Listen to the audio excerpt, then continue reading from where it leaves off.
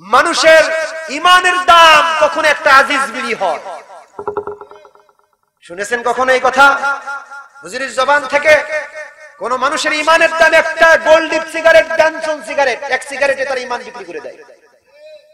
আবার কোন বান্দার ইমানের দাম 1000 টাকা, কেউ 1 লাখ টাকায় বিক্রি হয়, আবার কেউ 1 কোটি টাকায় বিক্রি হয়। আবার এমন কিছু বান্দা থাকবে দুনিয়ার মধ্যে গোটা পৃথিবী লিখে দেবে ইমান বিক্রি করতে রাজি থাকবে না। কথা বলেন ঠিক কিনা? মাথা নত করতে হবে শুধুমাত্র আল্লাহর কাছে।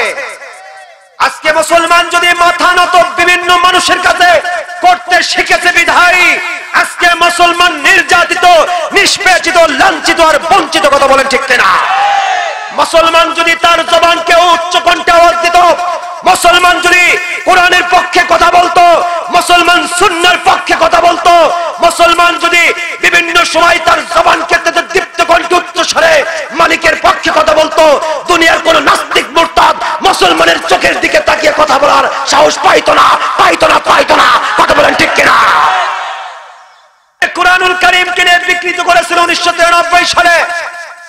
তখন বাংলার জমিনে শায়েখ রহমাতুল্লাহি আলাইহি সৈয়দ ফজলুল করিম পীর সাহেব রহমাতুল্লাহি আলাইহির ডাকে বাংলার গোটা আপামর জনসাধারণ রাজপথে নেমে এসেছিল। কথা বলেন ঠিক কিনা?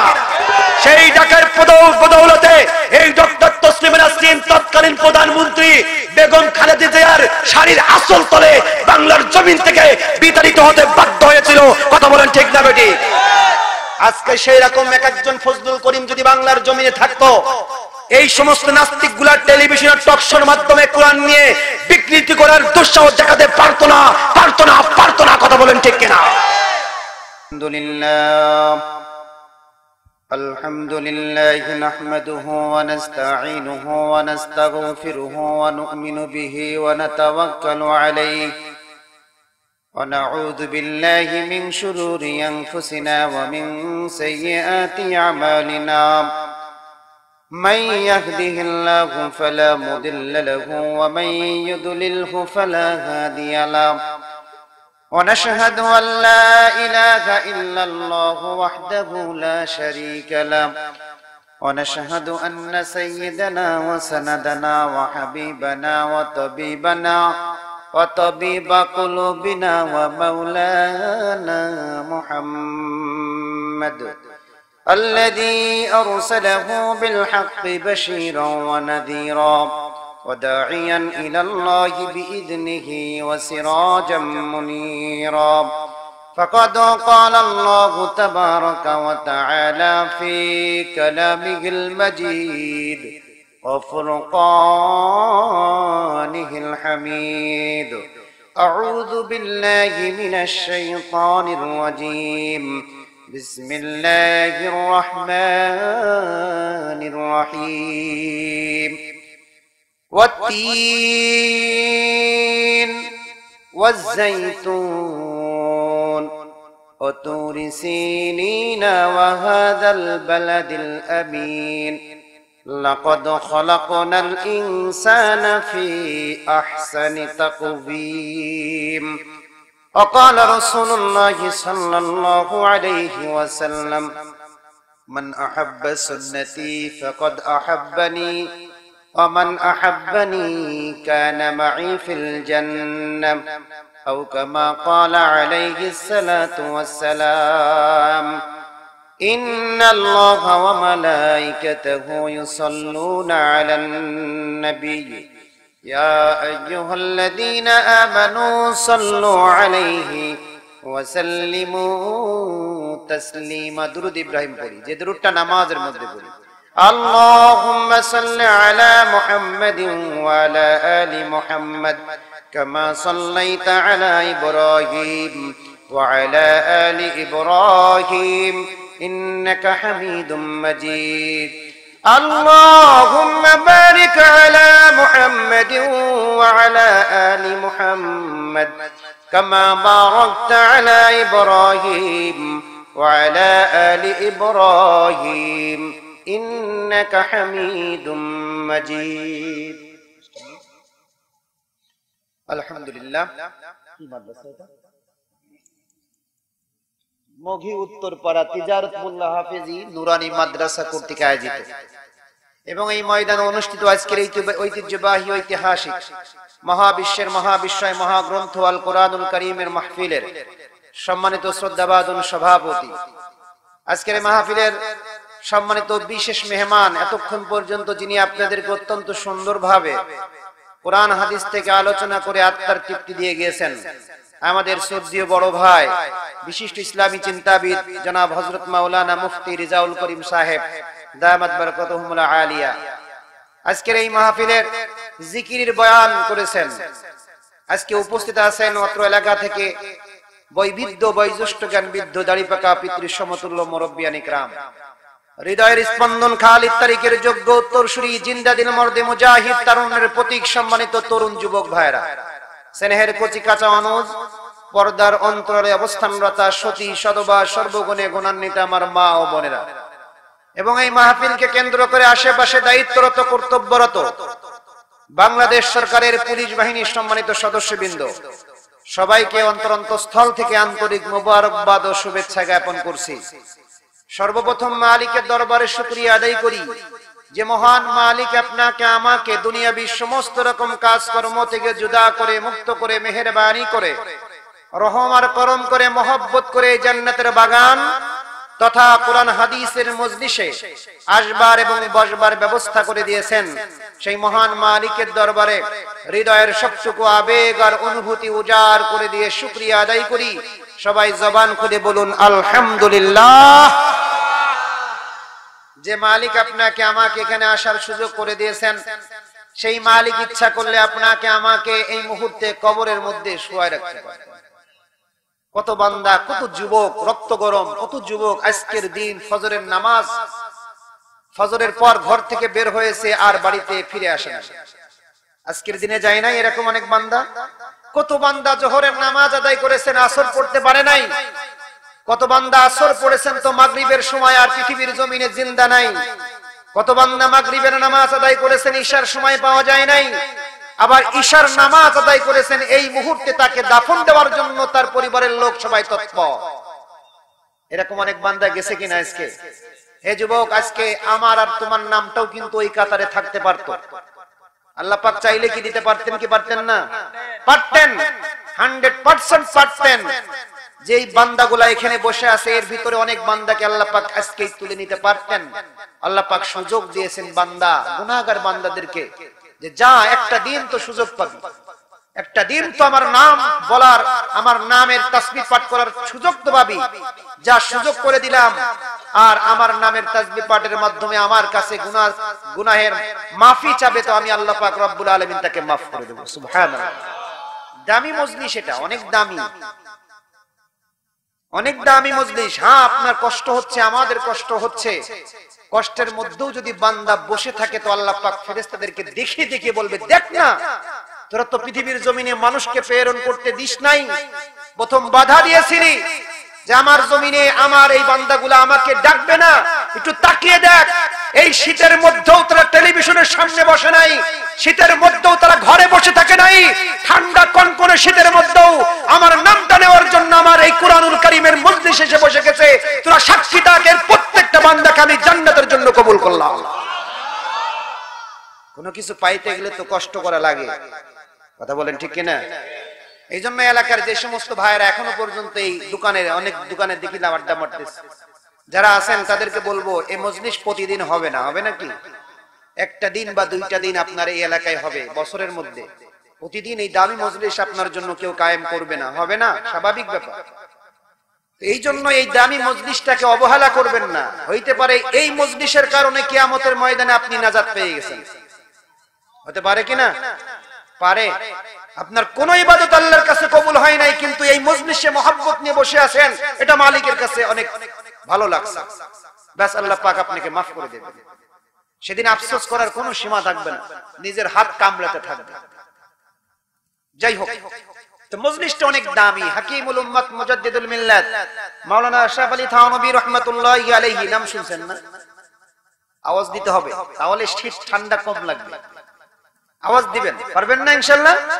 আওয়াজ দিলে বক্তা, যে বক্তাই হোক না কেন, কথা বলতে মনে চায়, কিছু কথা বের হয়। আর বক্তা যখন জিমায়, শ্রোতা যখন জিমায় তো বক্তাও জিমায়। কথা বলেন ঠিক?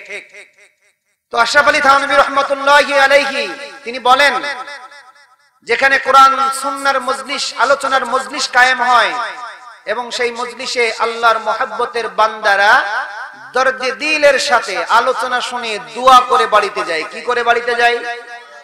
দোয়া করে বাড়িতে যায়। তো রব্বে কারীম তাদের কপালের মাঝে একটা বরকতি নূর দান করে দেন। সুবহানাল্লাহ। এই নূরটা মৃত্যুর আগ পর্যন্ত চমকাইতে থাকে।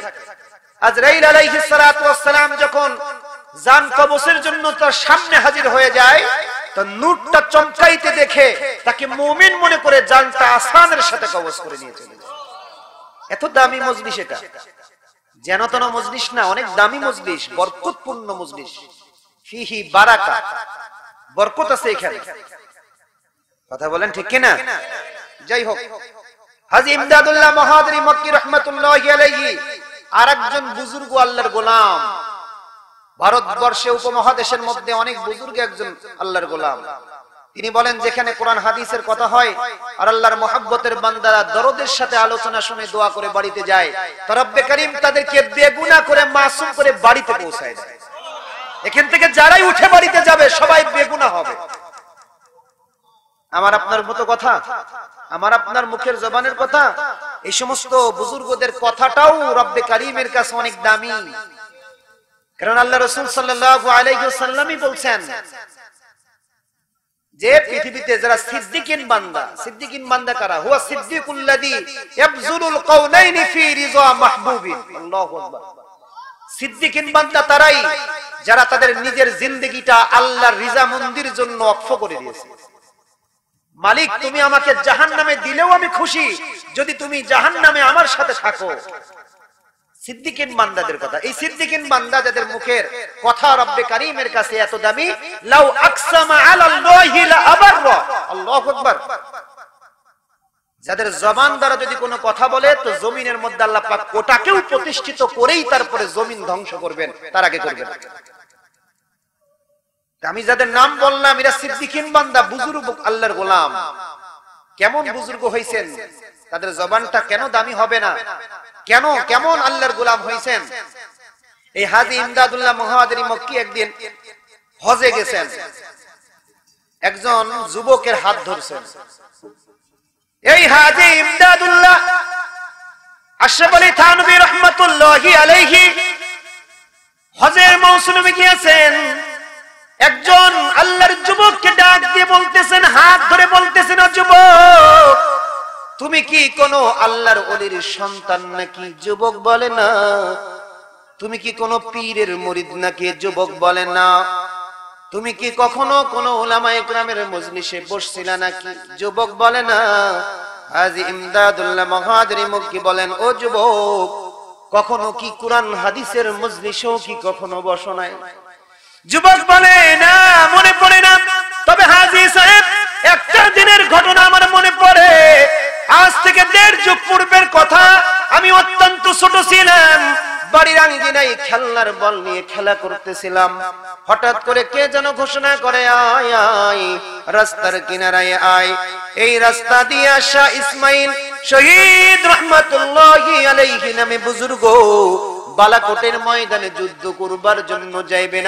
আয় আয়, কে কে দেখবি আয়। শাহ ইসমাইল শহীদ রাহমাতুল্লাহি আলাইহির চেহারাটা একবার দেখে যা। ও হাজী সাহেব, এই ঘোষণা যখন আমার কানে এসে বাজলো, আমি আমার অবচেতন মনে খেলনার বলটা ছুঁড়ে ফেললাম। এক দৌড় দিয়ে রাস্তার কিনারায় দাঁড়াইলাম। দূর থেকে নজর করলাম, দেখলাম শাহ ইসমাইল শহীদ রাহমাতুল্লাহি আলাইহি নামে বুজুর্গ ঘোড়ায় সওয়ার হয়ে আমাদের দিকে আসতেছেন। যখন আমার সামনে থেকে পার হয়ে যায়, তার নজরটা এক মুহূর্তের জন্য আমার নজরের সাথে লেগেছে। ও হাজী সাহেব, এই নজর ছাড়া জিন্দেগিতে অন্য কোন উলামায়ে কেরামের নজর আমার নজরের সাথে কখনো লাগে নাই। কোন পীরের মুরিদ আমি নই, কখনো কোন উলামায়ে কেরামের মজলিসেও বসি নাই, কখনো কোন উলামায়ে কেরামের সন্তান হওয়ার সৌভাগ্য হয় নাই। হাজী ইমদাদুল্লাহ মুহাজিরি মক্কি বলেন, ওগো আল্লাহর গোলাম, ওই যে আজ থেকে 1.5 যুগ পূর্বে তুমি আল্লাহর একজন ওলির সাক্ষাৎ পেয়েছিলে, আজ 1.5 যুগ পরেও, আজ ইমদাদুল্লাহ মহাদরি মক্কি বলেন, আজ 1.5 যুগ পরেও আমি তোমার কপালের মাঝে আল্লাহর ওলিদের সাক্ষাতের নূর দেখতে পাইতেছি। আল্লাহু আকবার। এত দামি মজলিস এগুলো।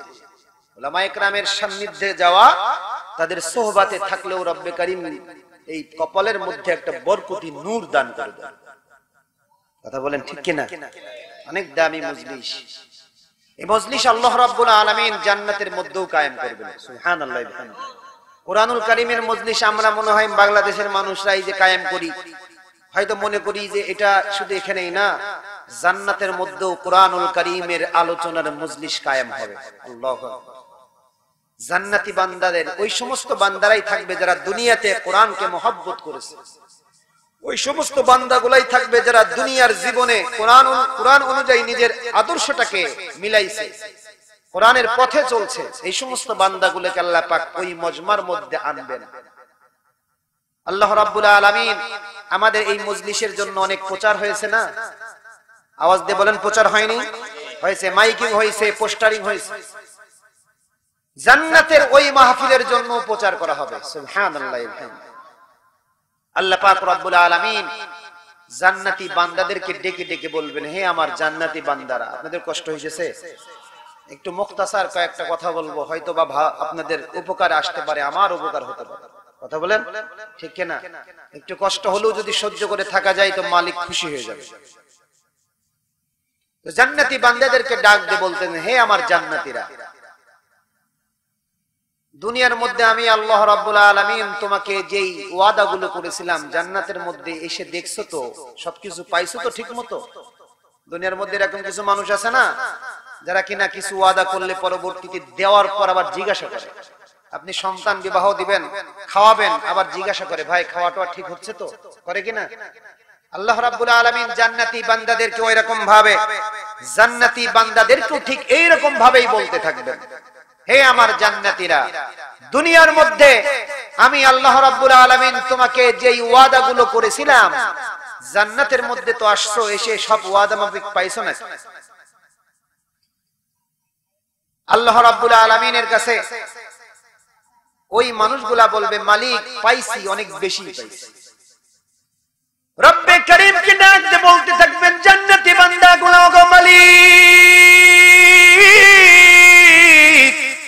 দুনিয়ার মধ্যে আপনি আমাদের সাথে যেই ওয়াদাগুলো করেছিলেন, জান্নাতের মধ্যে এসে দেখলাম সব ওয়াদাগুলো আপনি পূরণ করেছেন। তাই শুধু নয়, 97 গুণ বেশি আপনি আমাদের জন্য আরো বরাদ্দ করে রেখেছেন। সুবহানাল্লাহ। আল্লাহ রাব্বুল আলামিন আবার ডাক দিয়ে বলবেন, আমার জান্নাতের অধিবাসী, আর কিছু চাওয়ার বাকি আছে নাকি, পাওয়ার বাকি আছে নাকি? জান্নাতি বান্দাগুলা জান্নাতের মধ্যে যে সমস্ত আলেম ওলামা থাকবে, ওলামারা বসে থাকবে, জান্নাতের সাধারণ মানুষগুলা আলেমদেরকে দিকে তাকাবে। মালিকের এই কথার প্রশ্নের জবাব দিতে পারবে না, কারণ জান্নাতের মধ্যে সব প্রশ্নের জবাব সাধারণ মানুষরা দিতে পারবে না। আল্লাহু আকবার। দুনিয়ার মধ্যে আলেম দেখলে তুমি নাক শিটকাও, উলামায়ে কেরামদের দেখলেই তোমার গাটা চুলকানি এসে যায়। মনে রাখো, জান্নাতের মধ্যে উলামায়ে কেরামদের নেতৃত্ব চলবে। কথা বলেন ঠিক কিনা? জান্নাতি বান্দাগুলো আলেমদেরকে ডাক দিয়ে বলতে থাকবেন, হুজুর, রব্বে কারীম আমাদেরকে যে প্রশ্নগুলো করতেছেন, আমাদের পক্ষ থেকে আপনারা প্রশ্নের জবাবটা দিয়ে দেন।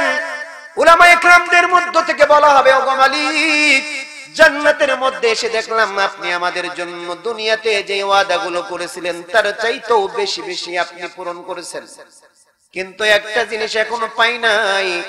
আল্লাহ রাব্বুল আলামিন বলবেন, কোন জিনিসটা পাও নাই বান্দা? বলে, দুনিয়ার মধ্যে শুনেছিলাম জান্নাতি বান্দাদের সাথে নাকি মালিকের একটা দিদার হবে। আল্লাহু আকবার। মালিকের সাথে তার বান্দাদের একটা সাক্ষাৎ হবে, এখনো পর্যন্ত পাই নাই। রব্বে কারীম ডাক দিয়ে বলবেন, জান্নাতের অধিবাসী, এই জায়গায় এই মুহূর্তে তোমাদের সাথে আমার দিদার দেওয়া সম্ভব নয়। আগামীকাল দারুস সালাম নামক জান্নাতটা আমি তোমাদের জন্য খুলে দেব। দারুস সালাম নামক জান্নাতের মধ্যে আগামীকাল সকাল সকাল তোমরা সবাই একত্রিত হয়ে যাইবা। আমি আল্লাহ রাব্বুল আলামিন নিজ থেকেই তোমাদেরকে দারুস সালামের মধ্যে এসে সাক্ষাৎ দান করব। সুবহানাল্লাহ। ফেরেশতাদেরকে ডাক দিয়ে বলবেন, আমার ফেরেশতারা জান্নাতের প্রত্যেকটা প্রাসাদের সামনে গিয়ে প্রচার করে দাও, মাইকিং করে দাও। ফেরেশতারা প্রত্যেকটা প্রাসাদের সামনে গিয়ে গিয়ে মাইকিং করতে থাকবেন, প্রচার করতে থাকবেন, ওগো জান্নাতের অধিবাসী, আগামীকাল দারুস সালাম নামক জান্নাতটা তোমাদের জন্য খুলে দেওয়া হবে। আর আল্লাহ রাব্বুল আলামিন জান্নাতের মধ্যে তোমাদেরকে দিদার দান করবে। এই কারণে আগামীকাল আগে আগে তোমাদেরকে জান্নাতের মধ্যে আসার জন্য মালিকের পক্ষ থেকে বলা হয়েছে। প্রচার হয়ে যাবে। পরের দিন জান্নাতের মধ্যে সমস্ত মানুষগুলা দারুস সালাম নামক জান্নাতের মধ্যে একত্রিত হয়ে যাবেন। ওই মজলিসটা যেন কোনো মজলিস নয়, ওই মজলিসটা আল্লাহ পাক রব্বুল আলামিন পবিত্র কুরআনুল কারীমের মজলিস কায়েম করবেন। সুবহানাল্লাহ। এই মাহফিলের জন্য আল্লাহ রাব্বুল আলামিন প্রধান অতিথি করবেন। আজকের প্রধান অতিথি আমাকে যেমন করা হয়েছে, ওই মজলিসের প্রধান অতিথি থাকবেন বিশ্ব জগতের প্রতিপালকের পয়গম্বর, তার দোস্ত মুহাম্মদ আরবি সাল্লাল্লাহু আলাইহি ওয়াসাল্লামকে বিশেষ অতিথি হিসেবে হযরতে দাউদ পয়গম্বরকে করা হবে। কোন কোন riwayate সমস্ত নবীদেরকে বিশেষ অতিথি করা হবে। আর ওই মজলিসের সভাপতির দায়িত্বে থাকবেন বিশ্ব জগতের প্রতিপালক মহান আল্লাহ পাক রব্বুল আলামিন নিজেই। সুবহানাল্লাহ। সভাপতির দায়িত্বে থাকবেন আল্লাহ পাক নিজেই। চেয়ার দেওয়া হবে প্রথমে নবীদের, তারপরে পরবর্তীতে শহীদদের, সালেহীন, মুত্তাকিন, মুমিন, মুসলিমিন, এইভাবে এক এক কাতার করে যার যার স্টেপ অনুযায়ী চেয়ার রাখা হবে। এবার আল্লাহ রাব্বুল আলামিন মজলিসের মধ্যে প্রবেশ করবেন। যখন দারুস সালাম নামক জান্নাতের মধ্যে সমস্ত মানুষগুলো যখন একত্রিত হয়ে যাবেন, আল্লাহ পাক রব্বুল আলামিন তখন নিজ থেকে ৭০,০০০ পর্দা খুলে ফেলে দিয়ে দারুস সালাম নামক দরজা দিয়ে যখন তিনি প্রবেশ করবেন, তো রব্বে করিম নিজ থেকেই বান্দাদেরকে সালাম দেবেন, আসসালামু আলাইকুম ইয়া আবদি। আল্লাহু আকবার, আল্লাহু আকবার। সালাম তো অর্থ শান্তি। শান্তি দেওয়ার মালিক কে? যেই আল্লাহ রাব্বুল আলামিন শান্তি দেওয়ার মালিক, ওই মালিক নিজেই তার জবান থেকে বান্দাকে শান্তি দিবেন, আসসালামু আলাইকুম ইয়া ইবাদি। বান্দা, আমি তো শান্তি দেওয়ার মালিক, কিন্তু এই মুহূর্তে আমি নিজেই এই মুহূর্তে তোমাদের উপরে শান্তি বর্ষণ করলাম। সুবহানাল্লাহ। সালামুন কওলাম মির রাব্বির রহিম। আল্লাহ পাক কুরআনুল কারীমের মধ্যে বলে দিয়েছেন আল্লাহর পক্ষ থেকে সালাম দেওয়া হবে জান্নাতি বান্দাদের উপর। এবার আল্লাহ রাব্বুল আলামিন প্রধান অতিথি, বিশেষ অতিথি দুইজনকে ডাকবেন। প্রথমে বিশেষ অতিথি ডাকবেন। এই যে মাহফিলের মধ্যে বিশেষ অতিথিকে আগে কথা বলার সুযোগ দেওয়া হয়েছে না, জান্নাতের মধ্যে বিশেষ অতিথিকে আল্লাহ পাক আগে ডাকবেন। হযরতে দাউদ পয়গম্বর, রব্বে করিম তাকে ডাক দিয়ে বলবেন, ও দাউদ পয়গম্বর, ওগো আমার পয়গম্বর, আপনি স্টেজে আসেন। আর আমি আল্লাহ রাব্বুল আলামিন দুনিয়ার মধ্যে আপনার উপরে যে জবুর কিতাব নাজিল করেছিলাম, ওই জবুর কিতাব থেকে তেলাওয়াত করে আমার বান্দাদের অন্তরটা আপনি ঠান্ডা করে দেন। হযরতে দাউদ পয়গম্বর এত সুন্দর করে জবুর কিতাব তেলাওয়াত করবেন, এত সুন্দর তেলাওয়াত দুনিয়ার মানুষ কখনো শুনে নাই। বান্দাগুলা তখন একে অপরকে বলতে থাকবে, আহ, এত সুন্দর তেলাওয়াত দুনিয়ার জিন্দেগিতে কখনো আমাদের কান শুনে নাই, দুনিয়ার জিন্দেগিতে কখনো আমাদের চোখটা এত সুন্দর কারি দেখে নাই। আজকে দাউদ পয়গম্বর যত সুন্দর তেলাওয়াত করতেছে, এত সুন্দর তেলাওয়াত দুনিয়ার জিন্দেগিতে কখনো শুনি নাই। আল্লাহ পাক বান্দাদের দিলের কথা বুঝে ফেলবেন। এবার বলতে থাকবেন, জান্নাতের বান্দা বান্দিরা, এর চাইতেও কি আরো সুন্দর তেলাওয়াত শুনতে চাও নাকি? জান্নাতি বান্দাগুলা তখন আশ্চর্য হয়ে যাবে, ওগো রব্বে করিম, এর চাইতেও কি আরো সুন্দর তেলাওয়াত আছে নাকি? আল্লাহ রাব্বুল আলামিন এবার ডাক দিয়ে বলবেন, ও বান্দা, এর চাইতেও সুন্দর কারির ব্যবস্থা আমি তোমাদের জন্য রেখে দিয়েছি। সুবহানাল্লাহ। অনেক আশ্চর্যজনক তেলাওয়াত হলে মনে হয় এর চাইতেও কি আরো সুন্দর হতে পারে, হয় কি হয় না? তাদের এরকম হবে, এত সুন্দর তেলাওয়াত এর চাইতেও আরো সুন্দর হবে, পাওয়া যায় এরকম মনে হবে। এবার আল্লাহ রাব্বুল আলামিন প্রধান অতিথি বিশ্ব জগতের প্রতিপালকের দোস্ত মুহাম্মদ আরবি সাল্লাল্লাহু আলাইহি ওয়াসাল্লামকে ডাক দিয়ে বলবেন, আমার দোস্ত, আমার পয়গম্বর, আপনি স্টেজে চলে আসুন। আল্লাহর পয়গম্বর স্টেজে চলে যাবেন। এবার পয়গম্বরকে ডাক দিয়ে বলবেন, ওগো মুহাম্মদ, আমার দোস্ত, আমি দুনিয়ার মধ্যে আপনার উপরে যে পবিত্র কুরআনুল কারীম নাযিল করেছিলাম, সেই পবিত্র কুরআনুল কারীম থেকে সূরাতুল ইয়াসিন তেলাওয়াত করে আমার জান্নাতি বান্দাদের অন্তরটা আপনি ঠান্ডা করে দেন। পয়গম্বর আরবি মুহাম্মদুর রাসূলুল্লাহ সাল্লাল্লাহু আলাইহি ওয়াসাল্লাম পবিত্র কুরআনুল কারীম থেকে এত সুন্দর করে তেলাওয়াত করবেন, এত সুন্দর তেলাওয়াত দুনিয়ার জিন্দেগিতে মানুষ কখনো শুনে নাই। জান্নাতি বান্দাগুলা তাজ্জব হয়ে যাবে, আশ্চর্য হয়ে যাবে।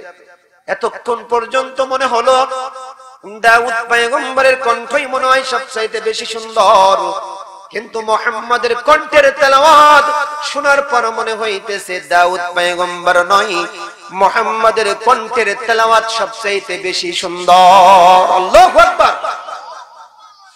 এবার আল্লাহ পাক রব্বুল আলামিন আবার ডাক দিয়ে বলবেন, আমার জান্নাতের অধিবাসী, এর চাইতেও কি আরো সুন্দর তেলাওয়াত শুনতে চাও নাকি? আল্লাহু আকবার। জান্নাতি বান্দাগুলো ডাক দিয়ে বলবেন, মালিক, এর চাইতেও কি আরো সুন্দর তেলাওয়াত আছে নাকি? এর চাইতেও যে সুন্দর তেলাওয়াত হতে পারে আমাদের কখনো বিবেকের কাছে প্রশ্ন আসে নাই, কল্পনাতেও নাই। এবার মালিক ডাক দিয়ে বলবেন, হ্যাঁ, এর চাইতেও আরো সুন্দর তেলাওয়াত আছে। রব্বে কারীম এবার সভাপতির আসন থেকে পবিত্র কুরআনুল কারীম থেকে সূরাতুর রহমান তেলাওয়াত করে তার বান্দার অন্তরটা তিনি নিজেই ঠান্ডা করে দিবেন। সুবহানাল্লাহ। আল্লাহ পাক নিজেই ঠান্ডা করে দিবেন। কতদিন পর্যন্ত হবে এর কোনো বর্ণনা পাওয়া যায় না। কেউ কেউ বলছেন 40 বছর কেটে যাবে, কোন মানুষের দিশা থাকবে না, এত সুন্দর তেলাওয়াত করতে থাকবেন, বন্ধ হবে না। জান্নাতি বান্দাদের ওয়াইফ, স্ত্রী যারা থাকবে, হুর, এরা মালিকের কাছে অবজেকশন করবে, মালিক, আমার স্বামী তো ঘরেতে আসতেছেন, আপনি তেলাওয়াতটা একটু বন্ধ করলে তারা আমাদের কাছে আসতে পারে। এরপর আল্লাহ রাব্বুল আলামিন তেলাওয়াত বন্ধ করবেন। সুবহানাল্লাহ। সেই মজলিসে উপস্থিত থাকার জন্য আমি আপনি রাজি নাই, যেখানে আল্লাহর জবান থেকে, কুদরতি জবান থেকে সূরা রহমান তেলাওয়াত শুনতে চাই আমরা, সবাই তো চাই। যারা এই সমস্ত মজলিস ভালোবেসে আসবে, সেই মজলিসের কথা চিন্তা করে কোরআনকে মহব্বত করবে, আল্লাহ রাব্বুল আলামিন ওই সমস্ত বান্দাদেরকে ওই মজলিসের জন্য কবুল করবেন। সুবহানাল্লাহ। আল্লাহ পাক কবুল করুন, সবাই বলে আমিন। আমি পবিত্র কুরআনুল কারীম থেকে একটা সূরার 5টা আয়াত তেলাওয়াত করেছি। বিস্তারিত ব্যাখ্যা করব না, মুখতাসার সংক্ষিপ্ত কয়েকটি কথা বলেই দোয়া করে দেব, কারণ ঠান্ডাটা বেশি। তাই আল্লাহ রাব্বুল আলামিন এখানে মানুষকে আল্লাহ পাক কতটা মহব্বত করে, মহব্বতের বান্দাকে কত সুন্দর করে সৃষ্টি করে দুনিয়ার মধ্যে পাঠাইলেন। আল্লাহ পাক এই সৃষ্টির বর্ণনা দিতেছেন, ঘোষণা দিতেছেন। তা ঘোষণা দিতে গিয়ে কসমও করেছেন, এবং এই কথাগুলো বলা হয়েছে যে এই সূরার মধ্যেই। সেই সূরাটার নাম সূরা আত-তিন। 3 সূরা, আমরা সবাই জানি না এই সূরাটা। পবিত্র কুরআনুল কারীমের 30 পারার মধ্যে 30 নম্বর পারাতে এই সূরাটা আছে। 2 নম্বর, পবিত্র কুরআনুল কারীমের এই সূরাটা 95 নম্বর সূরা। 114টা সূরার মধ্যে এটা কত নম্বর? এই জ্ঞান, ছোট ছোট জ্ঞানগুলো রাখবেন। এই কোরআনের এই ছোট ছোট জ্ঞান আপনি নিচ্ছেন, এই প্রত্যেকটা মুহূর্তে আল্লাহ রাব্বুল আলামিন আপনার উপরে রহমত সকিনা বর্ষণ করছেন, এবং আপনাকে একটা মুহূর্তের জন্য 60 বছরের জিন্দেগীর নফল নামাজের সওয়াব দান করবেন। এটা ইলম, এটা জ্ঞান, ইলমি জ্ঞান, কোরআনের জ্ঞান। মাদ্রাসা ছাত্ররা ইলম অন্বেষণ করতেছে, প্রত্যেকটা মুহূর্তে এদের জন্য নফল ইবাদতের সওয়াব আল্লাহ পাক তাদের আমলনামার মধ্যে ঢালতেছেন। ইলম অনেক দামি জিনিস, এইজন্য ছোট ছোট বিষয় কিন্তু মনে রাখলে মনে থাকবে। 114টা সূরার মধ্যে সূরা 3টা 95 নম্বর, এই সূরার মধ্যে আল্লাহ রাব্বুল আলামিন আয়াতের সংখ্যা দিয়েছেন 8টি। কয়টি? 8টি। এই 8টি আয়াতের মধ্যে আল্লাহ রাব্বুল আলামিন শব্দ দিয়েছেন 34টি। কয়টি? 34টি শব্দের মধ্যে আল্লাহ রাব্বুল আলামিন বর্ণ দিয়েছেন 259টি। কয়টি? 259টি। এই সূরার মধ্যে, এই সূরাটার নাম তিন। পবিত্র কুরআনুল কারীমের মধ্যে যত সূরা আছে, কোন কোন সূরার নাম তার সূরার মধ্যে আছে, আবার নাও থাকতে পারে। যেমন প্রথম সূরা, 1 নম্বর প্রথম সূরা সূরাতুল ফাতিহা। ফাতিহা সূরা আলহামদুলিল্লাহ থেকে দলিল পর্যন্ত ফাতিহা শব্দ আছে নাকি? নাই। সূরাটার নাম সূরাতুল ফাতিহা, কিন্তু সূরার মধ্যে নাই। হতে পারে এরকম, আবার এমন হতে পারে সূরার নাম যা, সেই নামটা সূরার মধ্যে আল্লাহ পাক দিয়ে দিয়েছেন। যেরকম 2 নম্বর সূরা সূরাতুল বাকারা। বাকারা সূরাটা, এই বাকারা শব্দটা তার মধ্যে দিয়েছেন।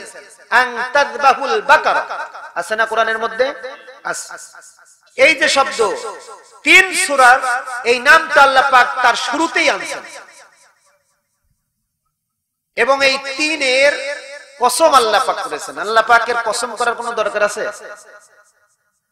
কসম করার কোনো দরকার নাই। আজকে যদি বাংলাদেশের প্রধানমন্ত্রী সংসদ ভবনে দাঁড়িয়ে বলে আগামীকাল কোনো গাড়ি ঘোড়া চলবে না, গাড়ি তো দূরে থাক, সাইকেলের চাকা পর্যন্ত ঘুরবে না, পরের দিন কি আসলে ঘুরবে? ঘুরবে না। তার কি কসম করার দরকার হয়েছে? কারণ তার কথাটাই বাংলাদেশের মধ্যে সমস্ত কথার বাদশা। কথা বলেন ঠিক কিনা? কালাম, বাদশার কথাটা কথার জগতের বাদশা। যে যেমন ওয়েটের মানুষ, তার কথাটার ওজনটা তত বেশি দামি। কথা বলেন ঠিক কিনা? আল্লাহ রাব্বুল আলামিন তো ছোট্ট একটা ভূখণ্ড বাংলাদেশের প্রেসিডেন্ট না, গোটা বিশ্ব জগৎ, ভূমণ্ডল নবমণ্ডলের অধিপতি, বিশ্ব জগতের প্রতিপালক মহান আল্লাহ রাব্বুল আলামিন। তার তো কসম কাটার দরকার নাই, আছে নাকি?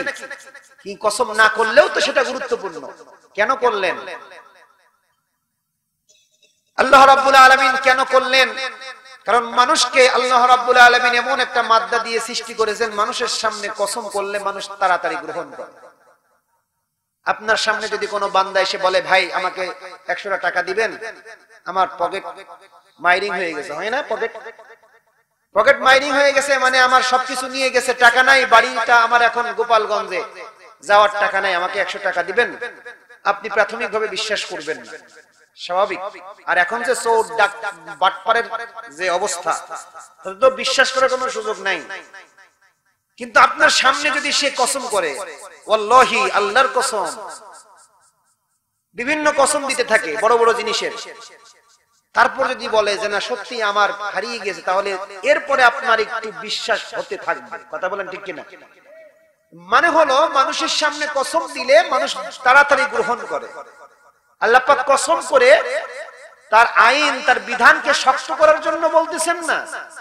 আল্লাহ পাকের কথা এমনি সত্য, এটা কসম করলেও সত্য, না করলেও সত্য।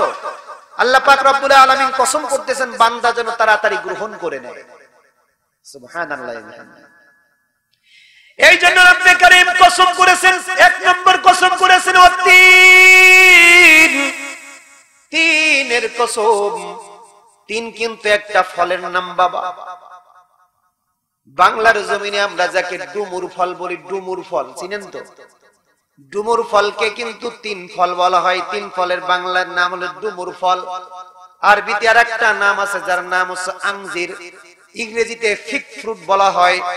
এই যে 3 ফল, এই 3 ফলের কসম আল্লাহ পাক রব্বুল আলামিন 1 নম্বর করলেন। কেন করলেন? দুনিয়ার মধ্যে এত ফল আছে, এত ফল আছে, সমস্ত ফলের চাইতে আল্লাহ পাক রব্বুল আলামিন কেন 3 ফলকে প্রাধান্য দিয়েছেন? তাহলে বোঝা গেল রব্বে কারীম যেহেতু ফলের কসম দিয়েছেন, যেই ফলটার নাম 3, সেই ফলটা স্বাভাবিক কোনো ফল নয়।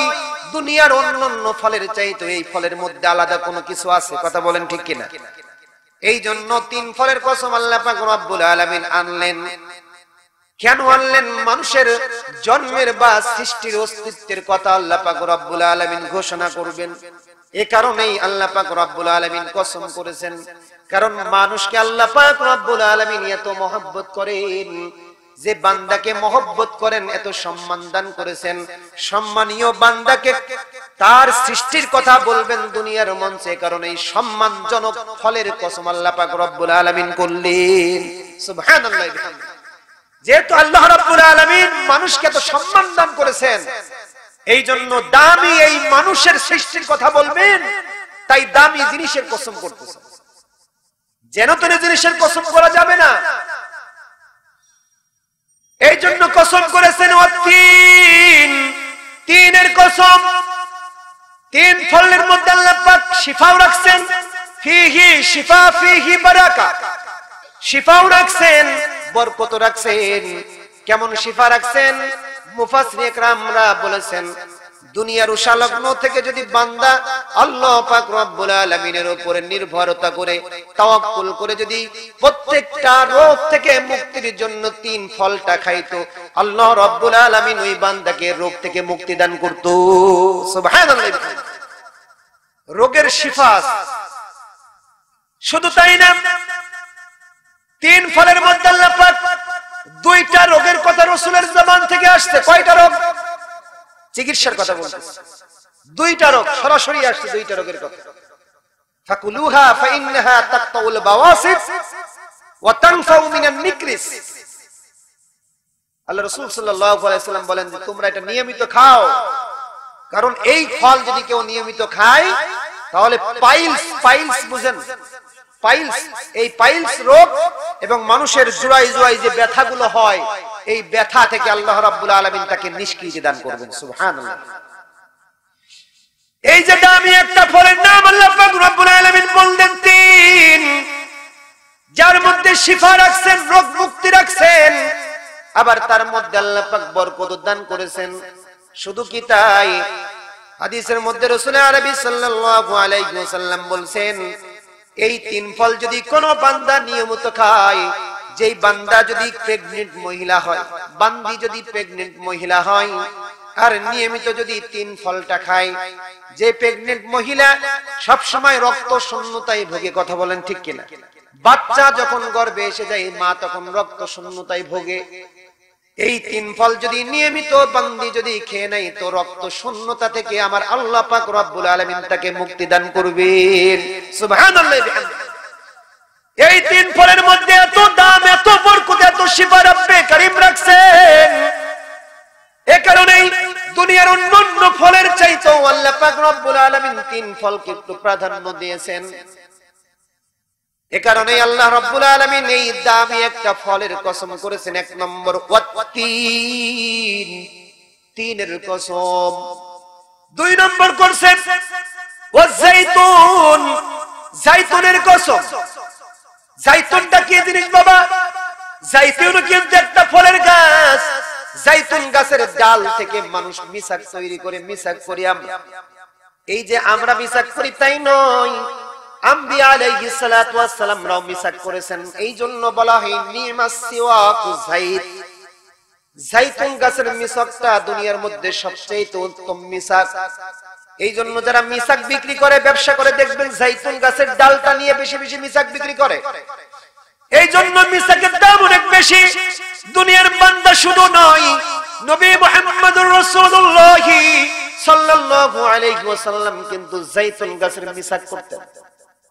এবং তিনি নিজেও বলেছেন সিওয়াকুল আম্বিয়া মিন ক্বাবলি, এটা নবীদের মিসাক এবং আমার ইতিপূর্বে যত নবী গেছেন তাদেরও মিসাক। আল্লাহু আকবার।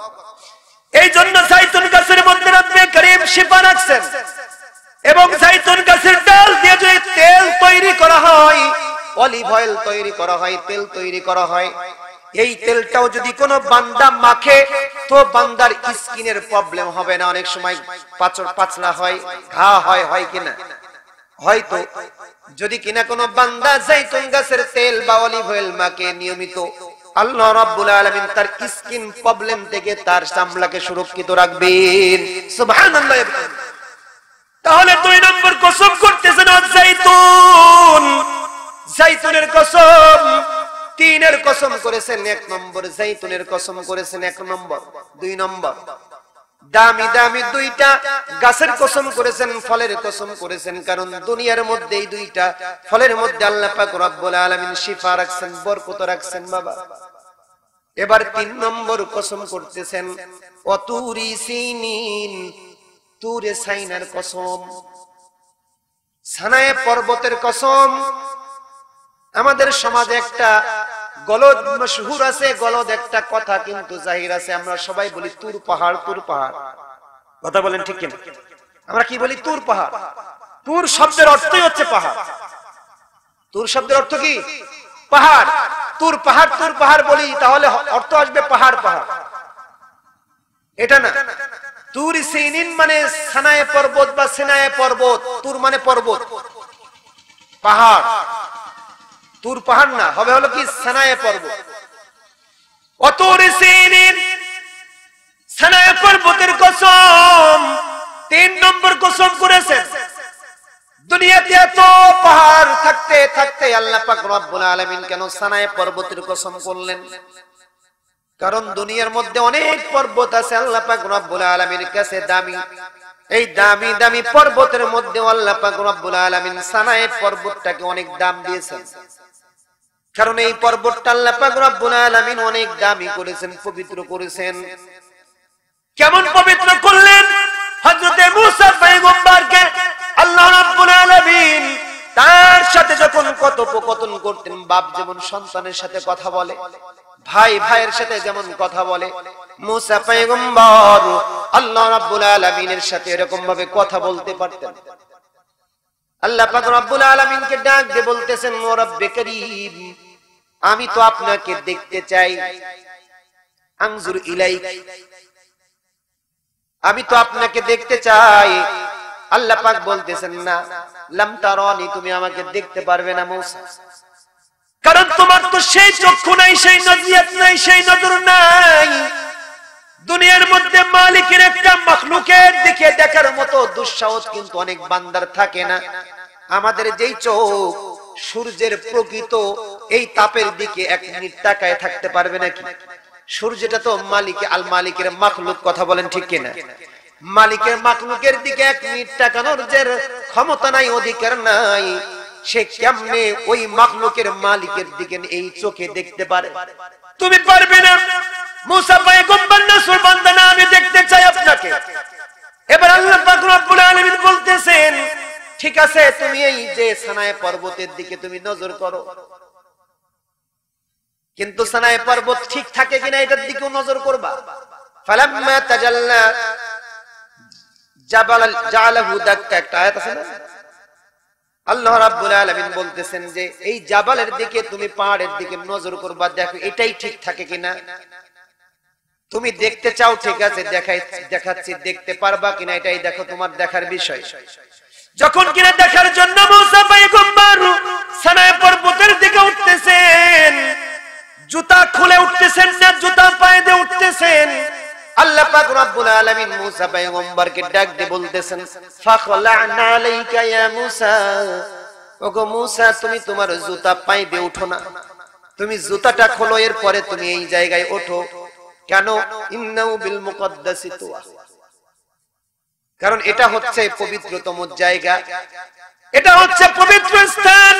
সানায়ে পর্বত পবিত্র স্থান, অনেক দামি পর্বত, সম্মানজনক পর্বত, যার মর্যাদা আমার কাছে অনেক দাম, যার মর্যাদা আমার কাছে অনেক বেশি। এই পবিত্রতম জায়গায় উঠতে গেলে তুমি জুতা পায়ে দিয়ে উঠতে পারবে না। ফাখলা'না আলাইকা ইয়া মূসা। আল্লাহু আকবার, আল্লাহু আকবার। সুতরাং তুমি জুতাটা খুলো, এরপরে সানায়ে পর্বতে উঠবে। এই পাহাড়ের কসম আল্লাহ পাক করতেছেন। অতুর সিনিন, 4 নম্বর কসম করতেছেন, ওয়াহাদাল বালাদিল আমিন, নিরাপদ নগরী মক্কার কসম।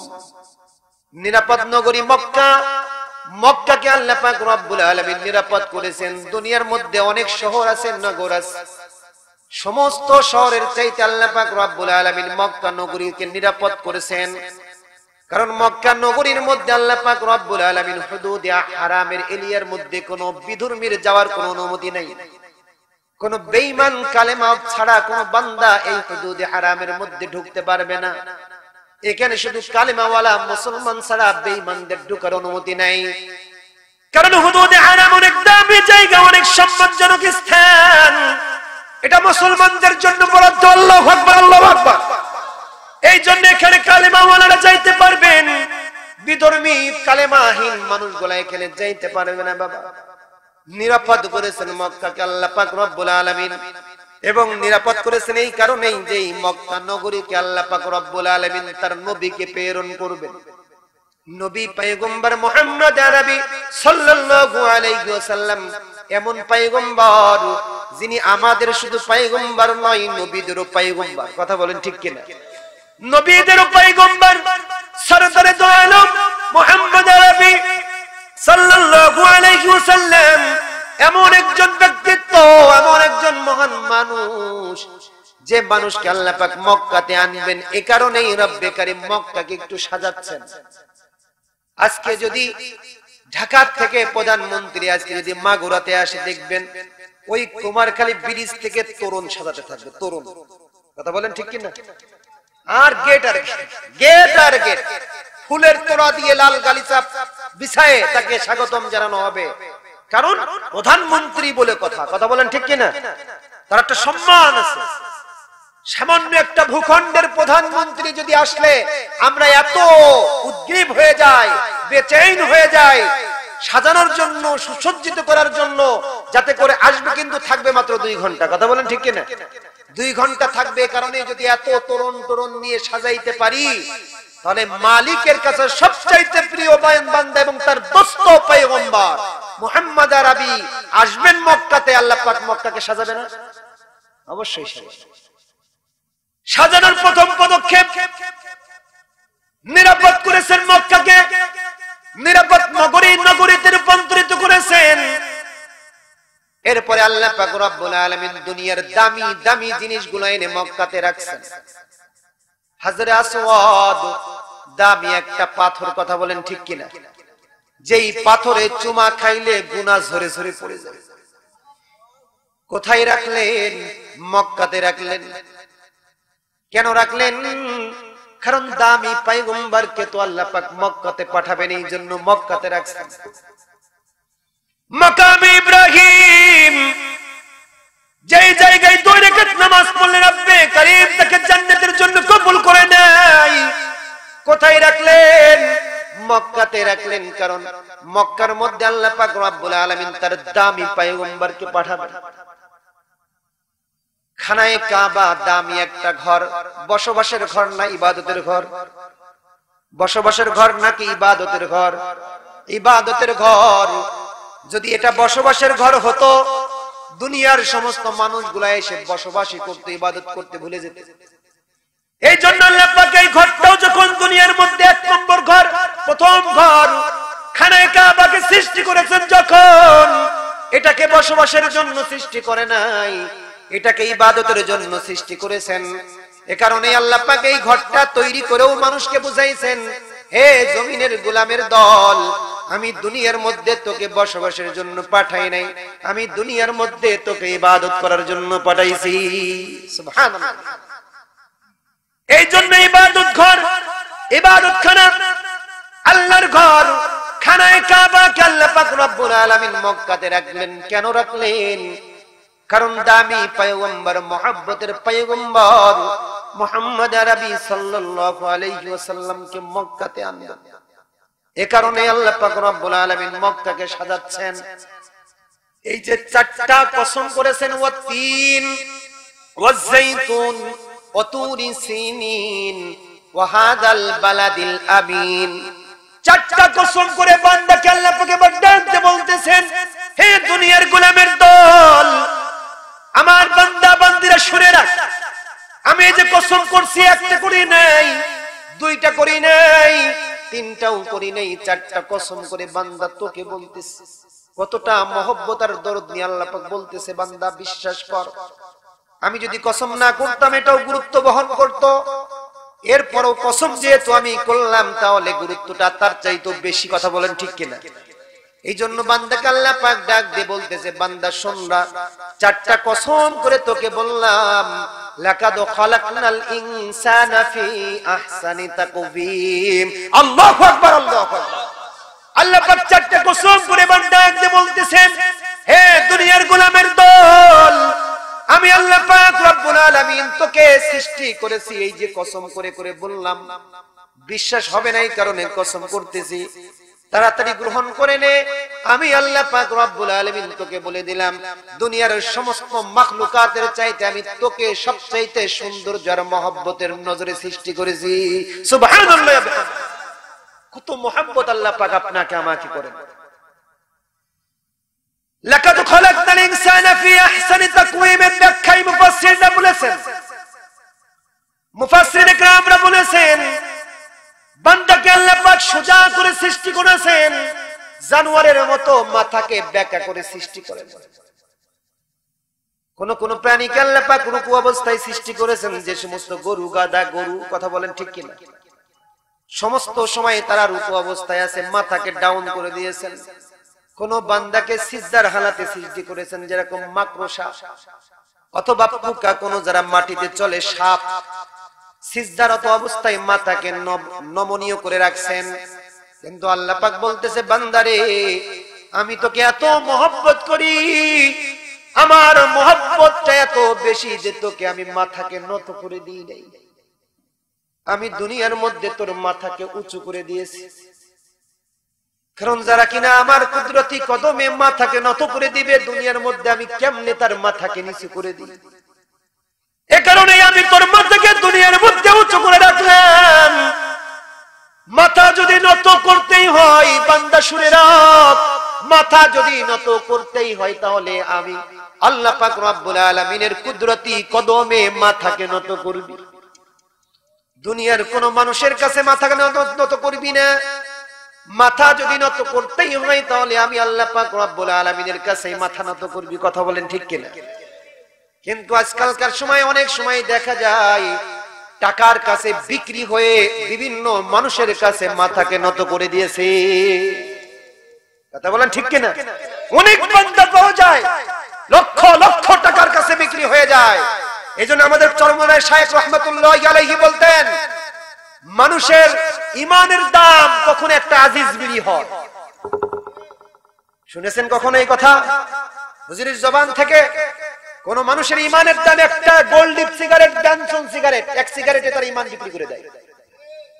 আবার কোন বান্দার ইমানের দাম 1000 টাকা, কেউ 1 লাখ টাকায় বিক্রি হয়, আবার কেউ 1 কোটি টাকায় বিক্রি হয়। আবার এমন কিছু বান্দা থাকবে দুনিয়ার মধ্যে, গোটা পৃথিবী লিখে দেবে, ইমান বিক্রি করতে রাজি থাকবে না।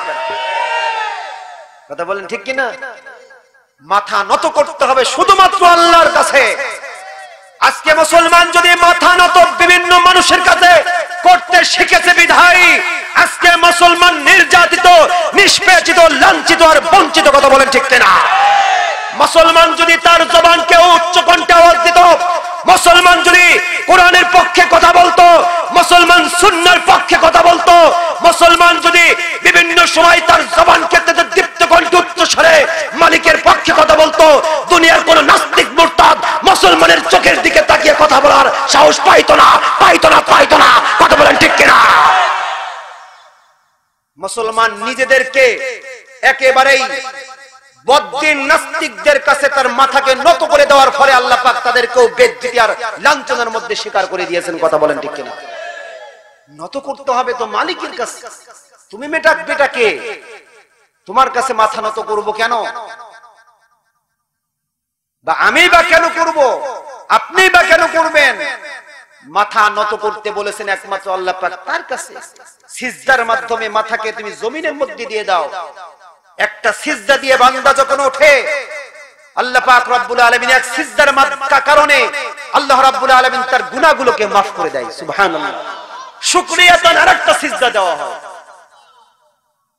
যে বান্দা, যে আল্লাহ তোমাকে মাথা নত করলেই তোমার গুনাহগুলো থেকে তোমাকে মুক্তি দান করছে, আহা, আজকে তুমি সেই বান্দার কথা হুকুমকে দুনিয়ার মধ্যে প্রতিষ্ঠিত করার জন্য আন্দোলন করো না। তুমি সেকুলারিজম, তুমি বিভিন্ন মতদর্শকে নিজের আদর্শ হিসেবে গ্রহণ করে জমিনের মধ্যে প্রতিষ্ঠিত করার জন্য চেষ্টার মুজাহাদায় লিপ্ত। কথা বলেন ঠিক কিনা? জিন্দেগিতে এই সমস্ত মানুষগুলা কখনো সুখ খুঁজে পাবে না। আসল সুখ কাকে বলে? হাজার সম্পত্তির মধ্যে সুখ পাওয়া যায় না।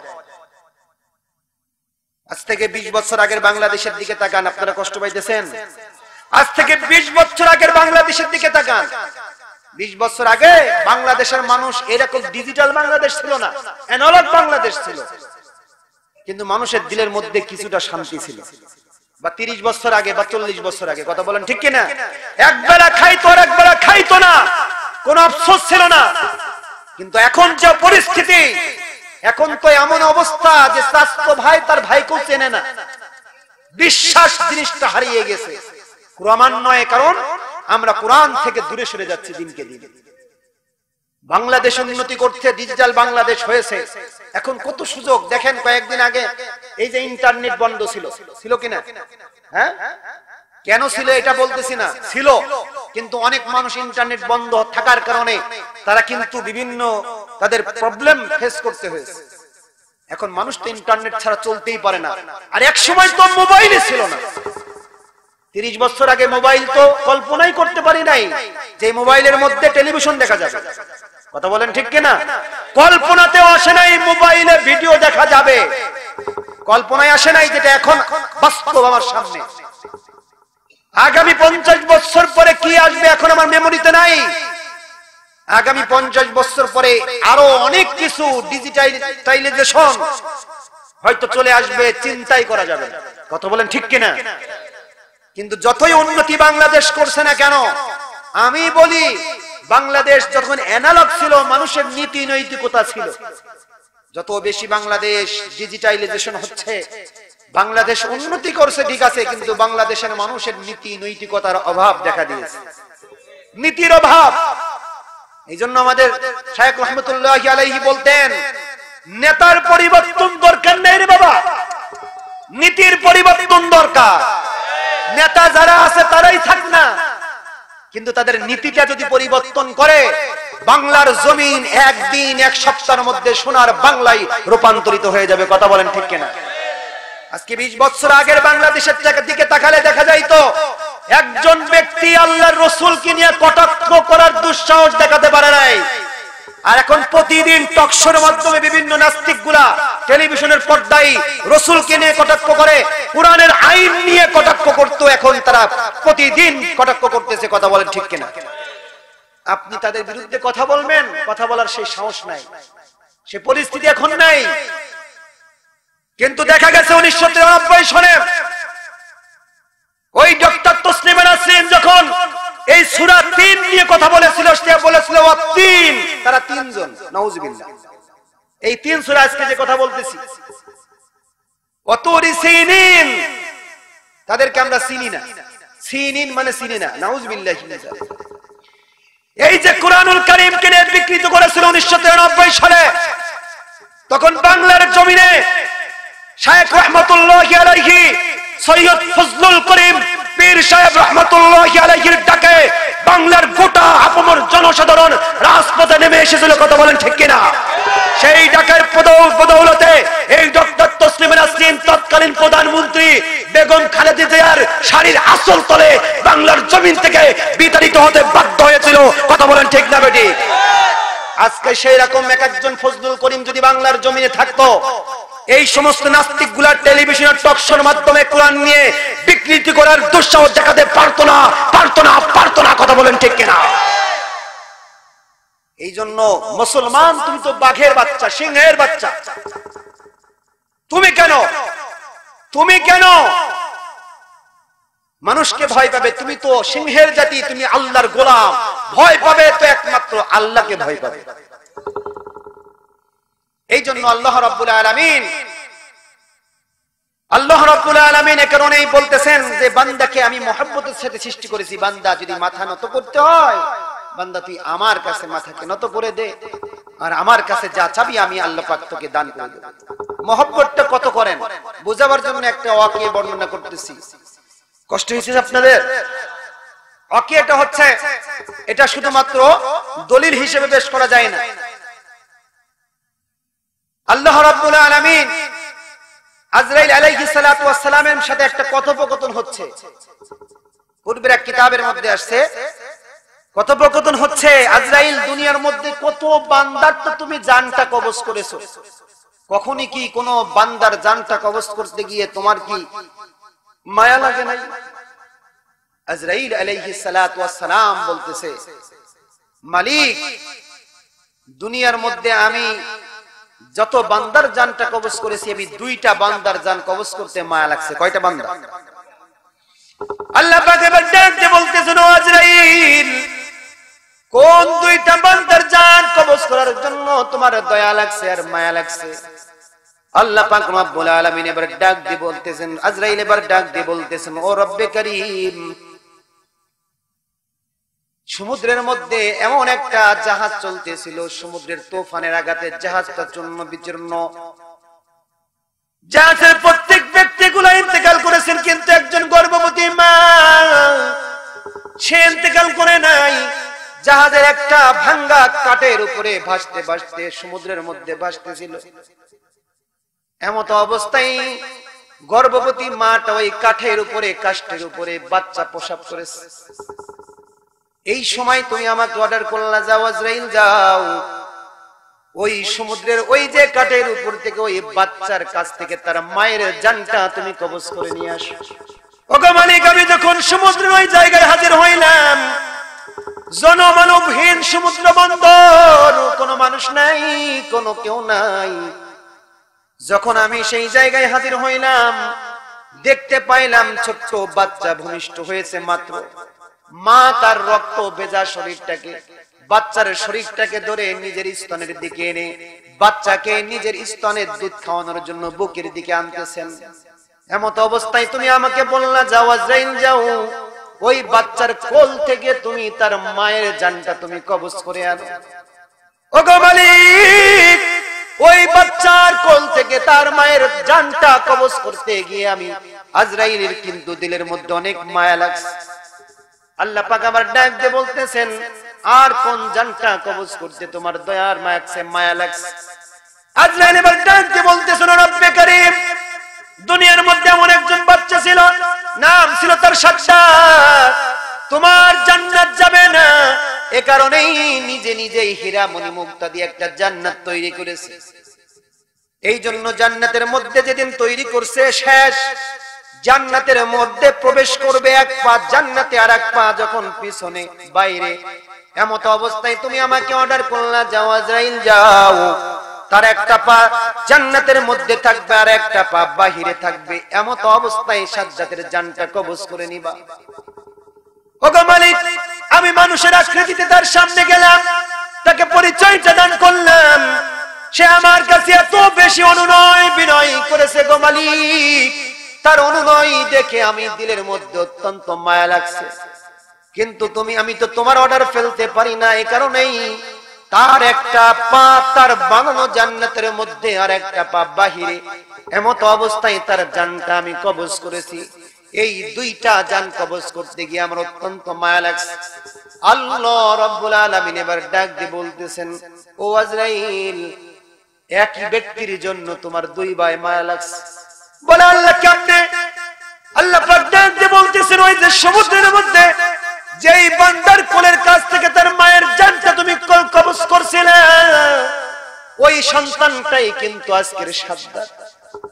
আমি আল্লাহ পাক রব্বুল আলামিন ওই বাচ্চাকে ওই জায়গা থেকে হেফাজত করে জঙ্গলের মধ্যে থেকে বিভিন্ন ভাবে তাকে আমি মানুষ করেছি।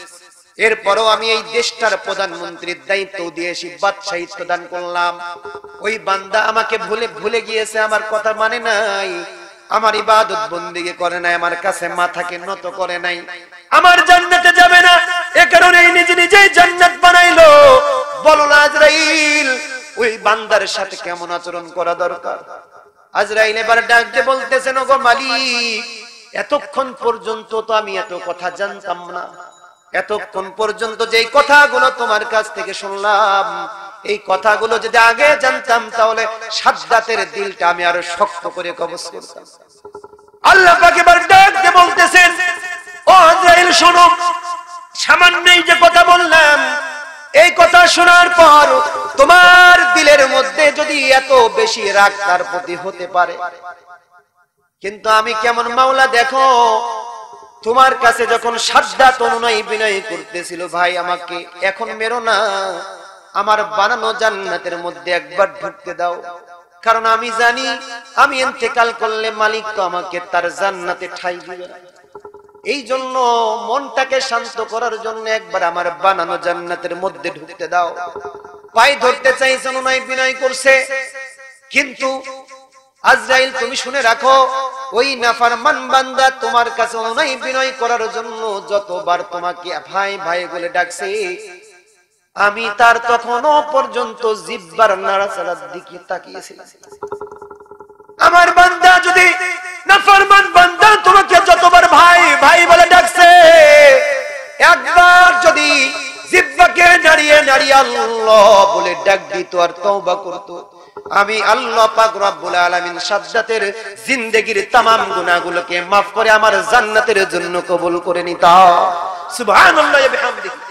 এত মুহাব্বত আল্লাহ পাক বান্দাকে করে, সারাটা জিন্দেগি ভর নাফরমানি কাজের মধ্যে ব্যস্ত, বান্দা তুই একটা বার আয় না, একটা বার আমার কুদরতি কদমে মাথাকে নত করে দে, আমার কাছে তওবা কর, আমি জিন্দেগীর तमाम গুনাহগুলোকে maaf করে দেব।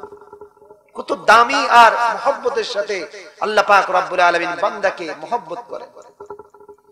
এই যে বান্দাকে মুহাব্বত করে, এই যে আল্লাহ পাক মুহাব্বত আমাকে করে আর সৃষ্টির কথা বর্ণনা করলেন, অনেকের কিন্তু এগুলা বুঝে আসে না, কারণ দ্বীনের জ্ঞান তো আমাদের ভিতরে নাই। কথা বলেন ঠিক কিনা? দ্বীনের জ্ঞান, ইলমে ওহীর জ্ঞান যেই বান্দার মধ্যে থাকবে, বান্দা জিন্দেগিতে কখনো বিভ্রান্ত হবে না। বিভ্রান্ত হবে না কেমন? বোঝাবার জন্য একটা উদাহরণ দিই। সেটা হচ্ছে আল্লাহ রাব্বুল আলামিন বান্দাকে মানুষ করে যখন পৃথিবীর জমিনে পাঠাইছেন, সমস্ত মাখলুককে মানুষের জন্য আবার খেদমত করবে, এই কারণে এই সমস্ত মাখলুককেও সৃষ্টি করেছেন। কথা বলেন ঠিক কিনা? এখন বিষয় হলো, মাখলুককে সৃষ্টি করেছেন আমাদের খেদমতের জন্য, কিন্তু সেটাকে সঠিকভাবে ব্যবহার করার নিয়ম আমাকে জানতে হবে। বোঝাবার জন্য বলি, পানির অপর নাম আমরা কি বলি? জীবন। কিন্তু আপনি বঙ্গোপসাগরের মধ্যে লাফ দিয়ে জড়িয়ে ধরবে, বলে পানি তুই আমার জীবন, ওকে মরবে না? সাঁতার না জানা থাকি মরবে না? পানির অপর নাম যদি জীবনও হয়, মানে পদ্ধতি না জানার কারণে পানির অপর নাম মরণও হতে পারে। পদ্ধতি জানতে হবে আপনাকে। সবকিছু আপনার জন্য আল্লাহ পাক খেদমতের জন্য দিয়েছেন। আপনি একটা সাপকে ধরে একদম কম্বলের মধ্যে বসায় রেখে রাত্রে ঘুমালেন, পরের দিন আপনার লাশ ছাড়া পাওয়া যাবে? পদ্ধতি জানতে হবে। সবকিছু আপনার তাবে আসবে, তাবে করছে, খেদমতের জন্য সৃষ্টি করেছেন, কিন্তু প্রত্যেকটা ব্যবহারের একটা পদ্ধতি আছে। এই পদ্ধতি আপনাকে জানতে হবে। মানুষকে আল্লাহ রাব্বুল আলামিন পদ্ধতি যাচাই করার জন্য তিনটা রাহবার দিয়েছেন। কয়টা রাহবার? তিনটা। বলেন কয়টা রাহবার? তিনটা। এক নম্বর রাহবার মানুষের পঞ্চ ইন্দ্রিয়, চোখ, নাক, জবান, কান আর মানুষের শরীর। এই পাঁচটা জিনিস, পঞ্চ ইন্দ্রিয়কে আল্লাহ পাক রব্বুল আলামিন মানুষকে রাহবারি করে, হিদায়াত করে, ভালো কাজের সমাধান দেওয়ার জন্য সহযোগিতা করে। কেমনে? জবানকে আল্লাহ পাক পঞ্চ ইন্দ্রিয় কিভাবে আমাকে হেফাজত করে। আমি সিলেটে এক প্রোগ্রামে গেছিলাম গত বছর। সিলেটের অঞ্চলে কথা দেখবেন খ দিয়ে হয়, খিতা কও বাবা, এরকম খ দিয়ে হয় না, খ দিয়ে হয়। তো ওই অঞ্চলে যারা যায়, বিশেষ করে অনেকেই যায়, অনেক বক্তাদের অনেক সময় প্রবলেম হয়, তাদের কথা বোঝার অবস্থা অন্যরকম হয়। তারা এই যে আমরা যেগুলো নাস্তা, শুকনা যে নাস্তাগুলো আছে না, এই নাস্তাগুলা, এইগুলাকে মানে আমরা বলি এটা খাবেন না ওটা খাবেন, তারা এটাকে এটা খাবেন বা ওটা খাবেন এইভাবে বলবে না, তারা বলবে এগু খাইবেন না ওগু খাইবেন। আমাদের অঞ্চলের মানুষ যদি যায় বলে যে এগু খাইবেন না ওগু খাইবেন মাতি আলন, তাহলে তো আপনি মনে করবেন বলছে মনে হয় গু খাওয়ার জন্য। কথা বলেন ঠিক কিনা? এটা হলো তাদের ভাষা, তাদের কাছে অনেক প্রিয়। আমাদের কাছে হাস্যকর হলেও তাদের কাছে তো প্রিয়। যার যার এলাকার ভাষা তার কাছে অনেক দামি এবং মজা। কথা বলেন ঠিক কিনা? ওই রকম পরিস্থিতি আমাদের সামনেও আসে। তো বাংলাদেশের আরেকজন বক্তা আব্দুল খালেক শরীয়তপুরী, এই শরীয়তপুরি ভাইয়ের সাথেই প্রোগ্রাম। এই প্রোগ্রামের ক্ষেত্রে আমাদেরকে খাইতে দিয়েছেন যখন ওই যে তরকারি আর একটা ভাজি, দুইটা থাকে না, একটা ভাজি কিছু তৈরি করে আবার তরকারিও তৈরি করে। তো ভাজিটাকে তারা বলে শুকনা, তরকারিকে বলে ভিজা। তো বলছে শুকনা গু খাইবেন না ভিজা গু খাইবেন মাতি আলম। আচ্ছা বলেন তো এরপর আপনি কি ভাববেন? শুকনা গু খাইবেন না ভিজা গু খাইবেন, কি চিন্তা করতেছেন? বোঝা যাচ্ছে আসলে সে আমাকে কি বলতেছে। পাশের জন বলতেছে হুজুর মূলত বলতে চাচ্ছে আপনি কি তরকারি ভাজি আগে খাবেন নাকি তরকারি আগে খাবেন। এটা তাদের ভাষা, কথা বলেন ঠিক কিনা? যে যার জন্য বলতেছিলাম কথাটা, ওই জায়গায় আমাদের আম দিয়েছেন খাইতে। তো আমের মধ্যে একটা আম একটু দুর্গন্ধযুক্ত।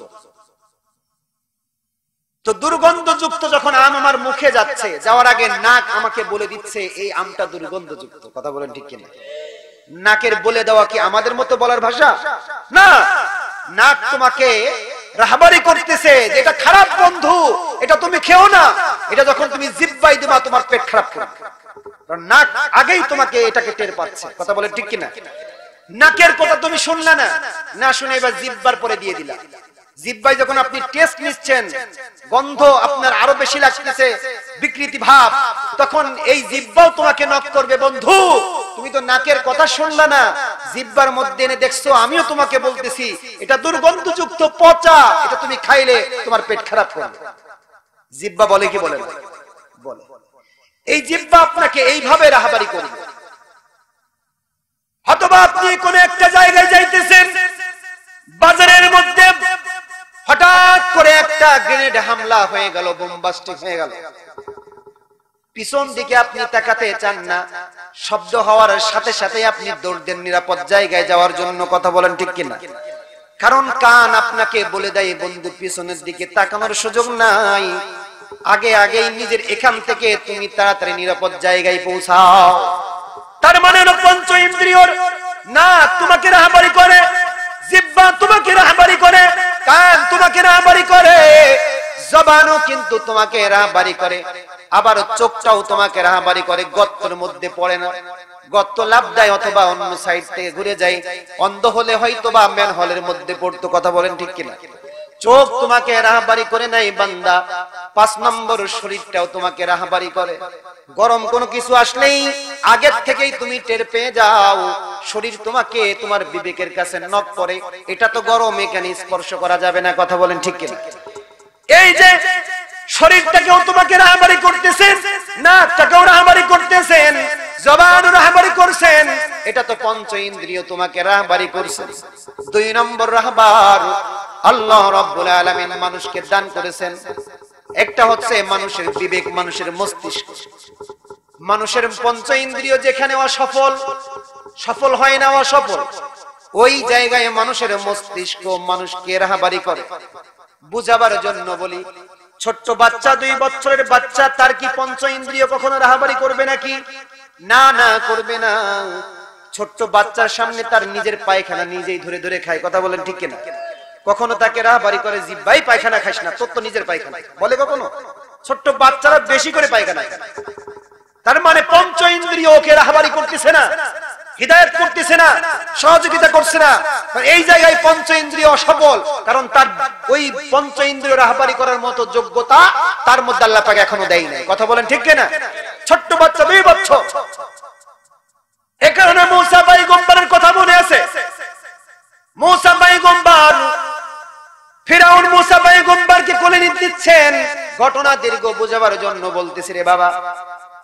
ফিরাউনকে মূসা পয়গম্বর বাম হাত দিয়ে একটা ঠাটিয়ে চল, এমন জোরে চল দিয়েছেন, মুফাসসিরিন کرامরা বলেছেন প্রাপ্ত বয়স্ক মানুষের চলের ওজনটা যেমন হয়, মূসা পয়গম্বরের ওই 2 বছরের বয়সের চলের ওজনটাও তেমন।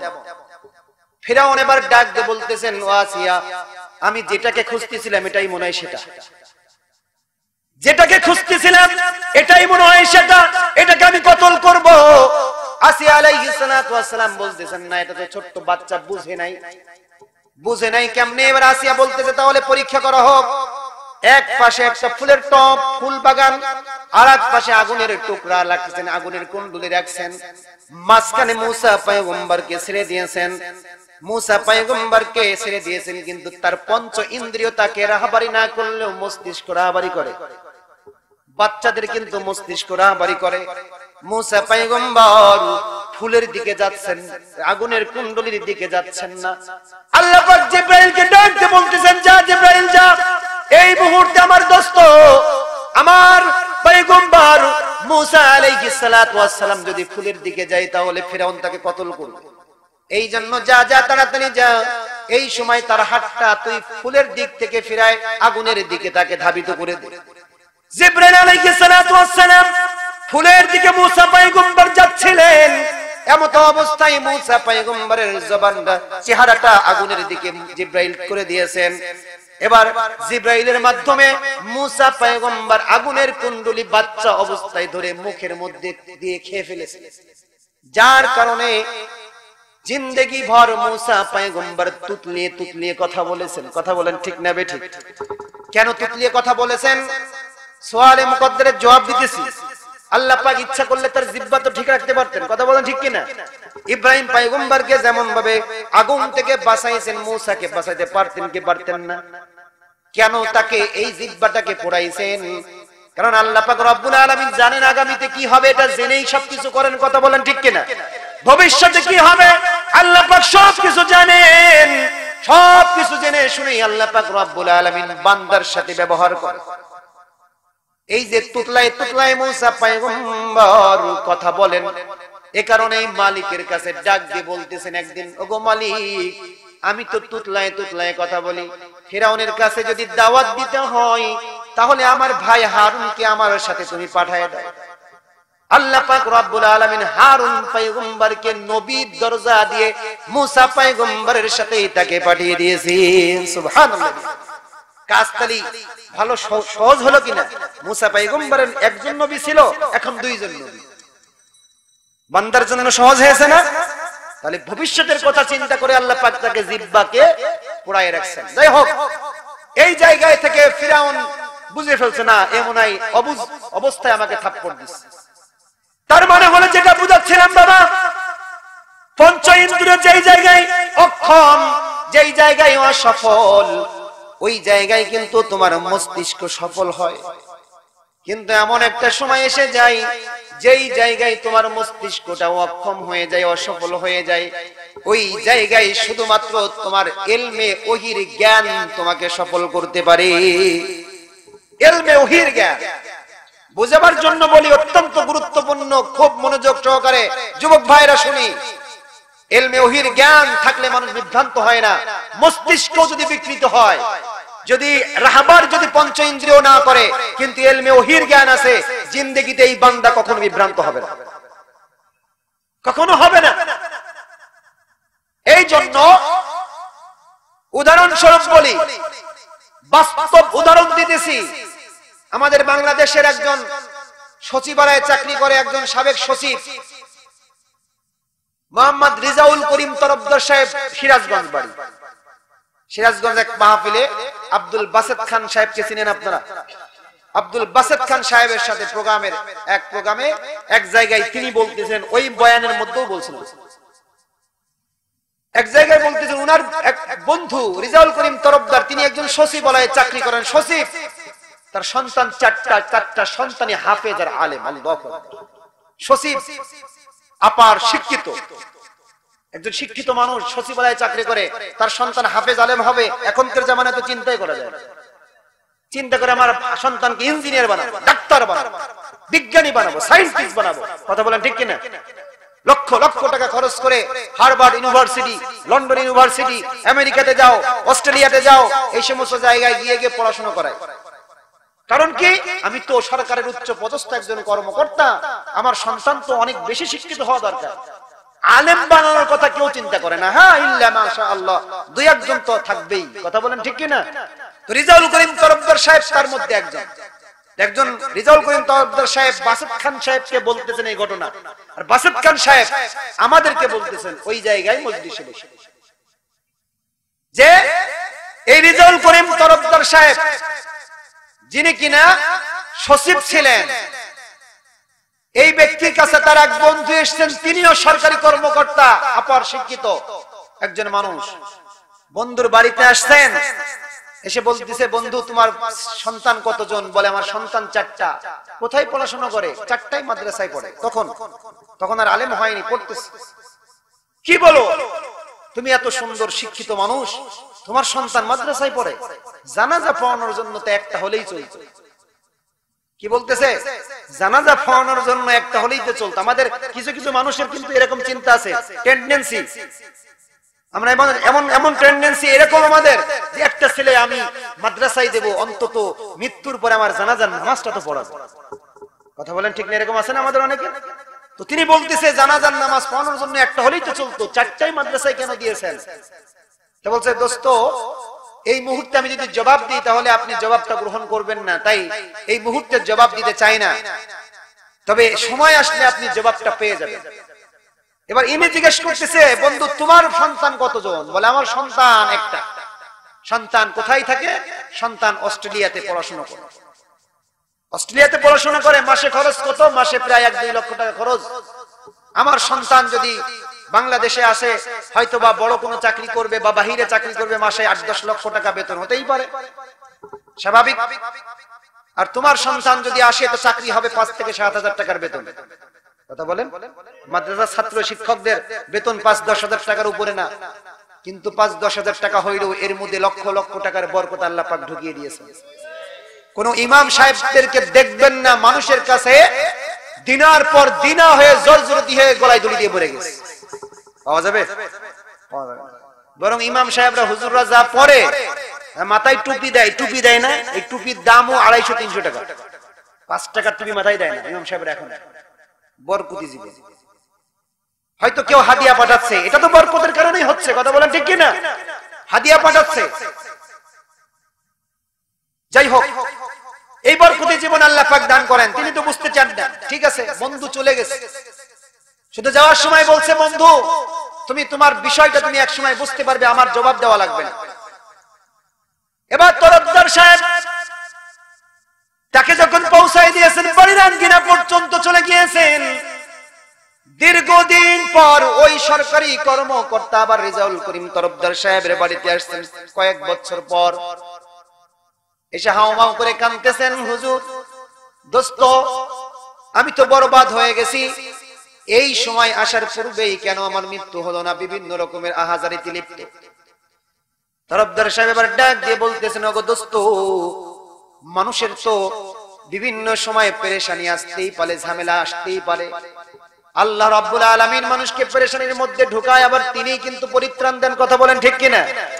তুমি ধৈর্য ধারণ করো, দেখবে আল্লাহ পাক রব্বুল আলামিন তোমাকেও কিন্তু এখান থেকে পরিত্রাণ দান করবেন। বলতেছে, তোমার কি হয়েছে আমাকে খুলে বলো। সরকারি কর্মকর্তা ডাক দিয়ে বলতেছেন, দোস্ত তুমি তো জানো আমার একজন সন্তান, যে সন্তান অস্ট্রেলিয়াতে লেখাপড়া করে। বলে হ্যাঁ জানতাম। বলে আমার সন্তান গত কয়েকদিন আগে বাড়িতে আসছে। আমি সন্তানকে কাছে ডেকে বললাম, ওগো কলিজার টুকরা সন্তান, আমার কথা অনুযায়ী তুমি তো বাইরে থেকে ডিগ্রি নিয়ে তুমি তো আসছো লেখাপড়া শিখে, আমি তোমার উপরে সন্তুষ্ট, কিন্তু আমার একটা মনের খায়েশাত, মনের চাহিদা, মনের আকাঙ্ক্ষা, আমি তোমাকে বিবাহ বন্ধনে আবদ্ধ করতে চাই। তোমার যদি কোনো পছন্দ থাকে তুমি বলতে পারো। বলে না বাবা, আমার কোনো পছন্দ নাই, আপনি দেখতে থাকুন, পরবর্তীতে আপনাকে বলবো। এবার বাবা যখন দেখতেছেন, বিভিন্ন জায়গায় দেখতেছেন, 2-1 দিন পর আবার সন্তানকে কাছে ডেকে বলতেছে, কলিজার টুকরা সন্তান, এই 2-3টা দিনের মধ্যে তুমি কি কোনো খোঁজ পাইছো নাকি কোনো মেয়ের? সন্তান এবার বাবাকে কিছু কথা বলতেছেন, লক্ষ্য করে শুনি যুবক। সন্তান এবার বাবাকে ডাক দিয়ে বলতেছেন, আব্বাজান, আমাদের বাড়ির সামনে যে পেয়ারা গাছটা আছে, এই পেয়ারা গাছের বিভিন্ন ডাল আর শাখা পোশাকা দেখা যায়। কথা বলেন ঠিক কিনা? যায় না? একটা ডাল নয়, শাখা পোশাকা অনেক থাকে। পেয়ারা ঝুলেও কিন্তু এক ডালে না, বিভিন্ন ডালে পেয়ারা হয়। কিন্তু যদি 5টা পেয়ারা হয়, 3টা যদি খারাপ হয়, 2টা যদি ভালো থাকে, তাহলে নিজের জন্য কোনটাকে রাখবেন? বাবা বলতেছে ভালোটাকেই তো রাখবেন। খারাপটা বাজারে বিক্রি করে দেব, ভালোটা নিজের জন্য রাখবো। এবার সন্তান ডাক দিয়ে বলতেছেন, আব্বাজান আমি এই যে কয়টা দিন, 3টা দিন আমি গবেষণা করে দেখলাম আমাদের পরিবারের মধ্যেই বিবাহ করার মতো অনেক সুন্দর একজন মেয়ে আছে। আব্বাজান তো খুশিতে বাগবাগ, মনে করতেছে হয়তোবা খালাতো বোন, মামাতো বোন, চাচাতো বোন, ফুফাতো বোন, এইরকম কোন বোনের সাথে মনে হয় তার কোনো পছন্দ হয়েছে। এর বাইরে তো আর সুযোগ নাই, কথা বলেন ঠিক কিনা? হয় খালাতো বোনের পছন্দ হয়েছে, নাই মামাতো বোন, অথবা ফুফাতো বোন, অথবা চাচাতো বোন, এইরকম কোন বোনের সাথে হয়তোবা তার সম্পর্ক হয়েছে বা ভালো লাগছে। বাবা তো খুশিতে বাগবাগ বলে, বলো কার সাথে বিবাহ দিলে তুমি খুশি থাকবা? সন্তান এবার বাবাকে ডাক দিয়ে বলতেছেন, আব্বাজান আমি গবেষণা করে দেখলাম আমরা সবাই এক শাখার মানুষ, এই জন্য অন্য শাখায় যাওয়ার তো দরকার নাই, অন্য গাছে যাওয়ার দরকার নাই, নিজেদের মধ্যেই তো ভালো একজন মেয়ে আছে। বলে কোন মেয়ে? বলে আমাদের মধ্যে সবচাইতে বিবাহ করার মতো উপযুক্ত আমার কাছে মনে হয়েছে আমার খালা। নাউজুবিল্লাহ বলেন। আমার ছোট খালাকে আমার বিবাহ উপযুক্ত মনে হয়েছে। আচ্ছা বলেন তো, কোন মানুষ তার খালার সাথে বিবাহ করা যায় আছে নাকি? মুসলমান খালার সাথে বিবাহ করা হারাম, জায়েজ নাই। তার ভিতরে ইলমে ওহির জ্ঞান না থাকার কারণে সে বিভ্রান্তিতে পড়েছে, কথা বলেন ঠিক কিনা?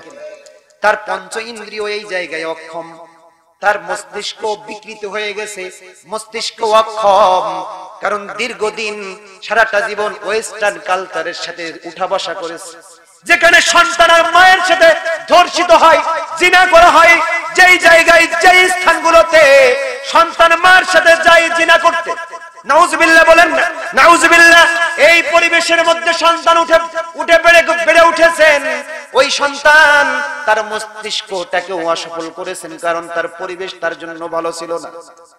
এ কারণেই পঞ্চ ইন্দ্রিয় তাকে কিন্তু রাহাবারি করতে পারে নাই, তার মস্তিষ্ক তাকে রাহাবারি করতে পারে নাই। কিন্তু তার দিলের মধ্যে যদি কোরআন সুন্নাহর জ্ঞান থাকতো, ইলমে ওহির জ্ঞান থাকতো, তো জিন্দেগিতে কখনো বলতো না খালা আমার জন্য উপযুক্ত, কথা বলেন ঠিক কিনা? বলতো না। তার মস্তিষ্ক বিকৃত হয়ে গেছে, যাক না, পঞ্চ ইন্দ্রিয় তাকে রাহাবারি করতে পারে না, তো কি হয়েছে? ইলমে ওহির জ্ঞান যদি তার দিলের মধ্যে থাকতো, জিন্দেগিতে সে কখনো বিভ্রান্ত হতো না। ইলমে ওহির জ্ঞান এত দামি, এত বেশি দামি, কত বেশি দামি যে এই হাদিস, এই জ্ঞান অর্জনের জন্য আমাদের আকাবিররা নিজেদের অর্থ, নিজেদের সবকিছু একবারে জলাঞ্জলি দিয়েছেন একটা হাদিস সংগ্রহ করার জন্য। হযরত ইমাম শাফি রাহমাতুল্লাহি আলাইহি নাম শুনছেন না? শাফি, ইমাম শাফি মসজিদে নববীর মধ্যে ইমাম মালিক রাহমাতুল্লাহি আলাইহি দর্স দিচ্ছেন, হাদিসের দর্স। গরীব মানুষ ইমাম শাফি, সবাই হাদিস লিখছেন, লেখার জন্য কলম খাতা পর্যন্ত ইমাম শাফির ছিল না, এত দরিদ্র। তো পিছনে বসছেন ইমাম মালিক রাহমাতুল্লাহি আলাইহি, তিনি দর্স দিচ্ছেন, হাদিস বর্ণনা করছেন, সবাইকে লিখতে বলতেছেন, সবাই লিখছে খাতার উপরে। আর ইমাম শাফি আল্লাহকে ডেকে বলতেছে, তিনি এমন ভাবে হাতটাকে রাখছেন যে দূর থেকে দেখলে মনে হবে সেও মনে হয় লিখতেছে। হয় না এরকম, চুরি করে মানুষের পিছনে পিছনে অনেক সময় লেখে, আসলে লিখে না, আঙ্গুল দিয়ে শুধু এরকম করে, দূর থেকে কেউ দেখলে মনে হবে কিছু লিখছে, কথা বলেন ঠিক কিনা? ইমাম শাফি আল্লাহকে সাক্ষী রেখে বলতেছে, মালিক কত কষ্ট করে ইলমে ওহির জ্ঞান শিখতে হয়, বুঝাবার জন্য বলতেছি, এত দাম এমনি দেয়নি আল্লাহ পাক। ওগো মালিক, আমার তো কোনো অর্থ নাই, কলম কিনবো আমার কোনো অর্থ নাই, খাতা কিনবো আমার কোনো অর্থ নাই, সবাই তো লিখতেছে, আমি যদি না লিখি তাহলে তো এটা বিয়াদবি হবে। ওগো মালিক, আমি হাতের উপরে আমার আঙ্গুলকে কলম বানাইলাম, আর এই হাতটাকে আমি খাতা বানাইলাম, এই খাতার উপর আমি লিখবো, আমি তোমার কাছে ফরিয়াদ করে মালিক, প্রত্যেকটা কথাই তুমি আমার কলমের মধ্যে লিখে দিয়ে। আল্লাহু আকবার। ইমাম মালিক তো, ইমাম শাফি লিখছেন, প্রত্যেকটা কথাই আল্লাহ পাক তার দিলের মধ্যে গেঁথে দিয়েছেন।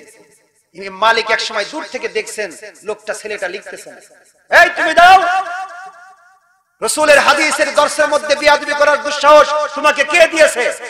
তোমার খাতা নাই, কলম নাই, তুমি আঙ্গুল দিয়ে লেখালেখি করো। ইমাম শাফি বলতেছেন যে আমি তো অক্ষম, তাহলে যেই হাদিসগুলো আমি বর্ণনা করেছি এই হাদিসের মধ্যে একটা হাদিস, একটা না অর্ধেক হাদিস কি তুমি বর্ণনা করে এখানে সনদ সহকারে শোনাইতে পারবা? বলবে জি পারবো। বলো। ইমাম মালিক রাহমাতুল্লাহি আলাইহি শুরু থেকে শেষ পর্যন্ত যত হাদিস বর্ণনা করেছেন ইমাম শাফি রাহমাতুল্লাহি আলাইহি ওই দাঁড়ানো অবস্থায় সনদ সহকারে প্রত্যেকটা হাদিস তিনি মুখ দিয়ে জবান থেকে বের করে দিয়েছেন। সুবহানাল্লাহ। ইলম এত দামি, কষ্ট করে শিখতে হয়। আমরা তো মাদ্রাসার ছাত্রদেরকে দেখলেই অনেক সময় নাক শিখতে, এদেরকে মহব্বত করবেন, ভালোবাসবেন, কারণ ইলম যত শিখবেন তখন আপনি যে মানুষ এটাকে আপনি উপলব্ধি করতে পারবেন।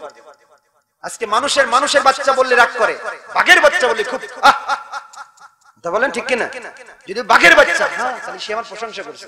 আরে মিয়া তোরে প্রশংসা করে নাই, তোর আরো নিম্নমানী অবস্থায় ফেলে দিছে। বাঘের চাইতেও তুই বেশি আল্লাহর কাছে দামি। এটা বোঝার মতো জ্ঞান তো নাই। যেন মানুষের বাচ্চা বললে রাগ করে, বাঘের বাচ্চা বললে খুশি হয়। বাস্তব কথা বলতেছি ভাই, রাগ করতেছেন আপনারা? আমি আর সময় নিব না আপনাদের, অনেক কষ্ট করেছেন, আলহামদুলিল্লাহ আমি খুশি হয়ে গেছি। মানুষ দোয়া করে দেব, শেষ এতটুকুই বলি, এই যে এটাকে শিখতে গেলেও তো জ্ঞান অর্জন করতে হবে। কেন জ্ঞান অর্জন করতে হবে? যে আমি যে মানুষ, আল্লাহ পাক আমাকে যে মানুষ করে পৃথিবীর জমিনে পাঠাইছেন, এই যে পাঠাইছেন আল্লাহ রাব্বুল আলামিন, এই পাঠানোটাও যে কেন পাঠাইছেন, কি জন্য পাঠাইছেন, কতটা মহব্বতের সাথে পাঠাইছেন, এই জিনিসটা বুঝতে গেলেও আমার ইলমে ওহির প্রয়োজন আছে কি নাই? যদি আমি আল্লাহকে বুঝতে পারি তাহলে আল্লাহর ইবাদত বন্দেগী করতে আমার জন্য সহজ হবে। কথা বলেন ঠিক কিনা? এই জন্য সম্মানিত উপস্থিতি, আমি যে সূরাটা ধরেছিলাম শেষ করতে পারি নাই, করাও সম্ভব না। আল্লাহ রাব্বুল আলামিন এই সূরার মধ্যে সার কথাগুলো বলে দিই। এই যে কসম করে করে আমাদেরকে আমাদের ইজ্জতের কথা বলছেন, সম্মানের কথা বলছেন, আল্লাহ পাক এত দাম দিয়েছেন, মর্যাদা দান করেছেন, কেন এই মর্যাদাটাকে অন্যের কাছে আমরা লুণ্ঠিত অবস্থায় ফেলে দেব? কেন আমার ইজ্জত অন্যের কাছে ফেলে দেব? আমার ইজ্জত আমাকে আরো অর্জন করতে হবে। এটা অর্জনটা তখনই হবে যখন এই ইজ্জতটা আল্লাহ পাক দান করেছেন এটার বদলায় আমি যদি আমার মাথাকে মালিকের কুদরতি কদমে একটু ঠেকাই দিতে পারি, আল্লাহ পাক তাহলে কিয়ামতের ময়দানেও আমার মাথাকে উঁচু করে রাখবেন, জমিনেও আমার মাথাকে উঁচু করে রাখবেন। আপনি হয়তো এখন উঁচু করবেন না, কিন্তু এমন একটা সময় আসবে আল্লাহ পাক আবার আপনাকে উপর থেকে নিচেই নামাবেন। সুম্মা রাদাদনাহু আসফালা সাফিলিন, আবার আপনাকে উপর থেকে নিচেই নামাবেন। দেখেন ব্রিজ হয়, এই এই এই কথা বলেন, উঠেন, এই যে চলবেন, এইটুকু যৌবন বয়স, যৌবন যখন শেষ হয়ে যাবে তখন কি বার্ধক্যের দিকে যাবে না? সন্তান যখন ছোট্ট থাকে সে যতটা অসহায় হয়, বার্ধক্যে উপনীত হলে চাইতে বেশি অসহায় হয়। সন্তান ছোট্ট বাচ্চা বিছানায় পেশাব করে দিয়েছে, গন্ধ নাই, পায়খানা করে দিয়েছে, গন্ধ নাই, মা বাচ্চার এই কাপড়টাকে মাথার কাছে রেখে সারা রাত ঘুমায় থাকে। কথা বলেন ঠিক কিনা? আজকে মা বোনদের নিয়ে কথা বলতে পারে নাই, সময়ও নাই, যাই হোক, তো মা ঘুরে ঘুমায় থাকে সন্তানের এই কথাকে নিয়ে, গন্ধ লাগে না মায়ের। কিন্তু বুড়ো বাবা, দাঁত নাই, খুনখুনে বুড়ো হয়ে গেছে, একেবারে খুনখুনে বুড়ো, সেই বাবা যদি যেই ঘরে থাকে সেই ঘরেও কিন্তু দুর্গন্ধের কারণে ঢোকা যায় না। কথা বলেন ঠিক কিনা? বাচ্চার চাইতেও আল্লাহ পাক রব্বুল আলামিন বুড়োদেরকে বেশি অসহায় করে দিয়েছেন। যেন যুবকদেরকে আল্লাহ পাক ইঙ্গিত করতেছেন, যুবক সাবধান, তুমি এক সময় বার্ধক্য উপনীত হবা। এই কারণে বার্ধক্য উপনীত হওয়ার আগে আগেই তুমি তোমার যৌবনটাকে অন্তত আল্লাহর কুদরতি কদমে ফেলে দাও। আল্লাহ রাব্বুল আলামিন আমাদেরকে যে আলোচনাগুলো করলাম, আল্লাহ পাক রব্বুল আলামিন আমাদেরকে আমল করার তৌফিক দান করুক। সবাই বলি আমিন।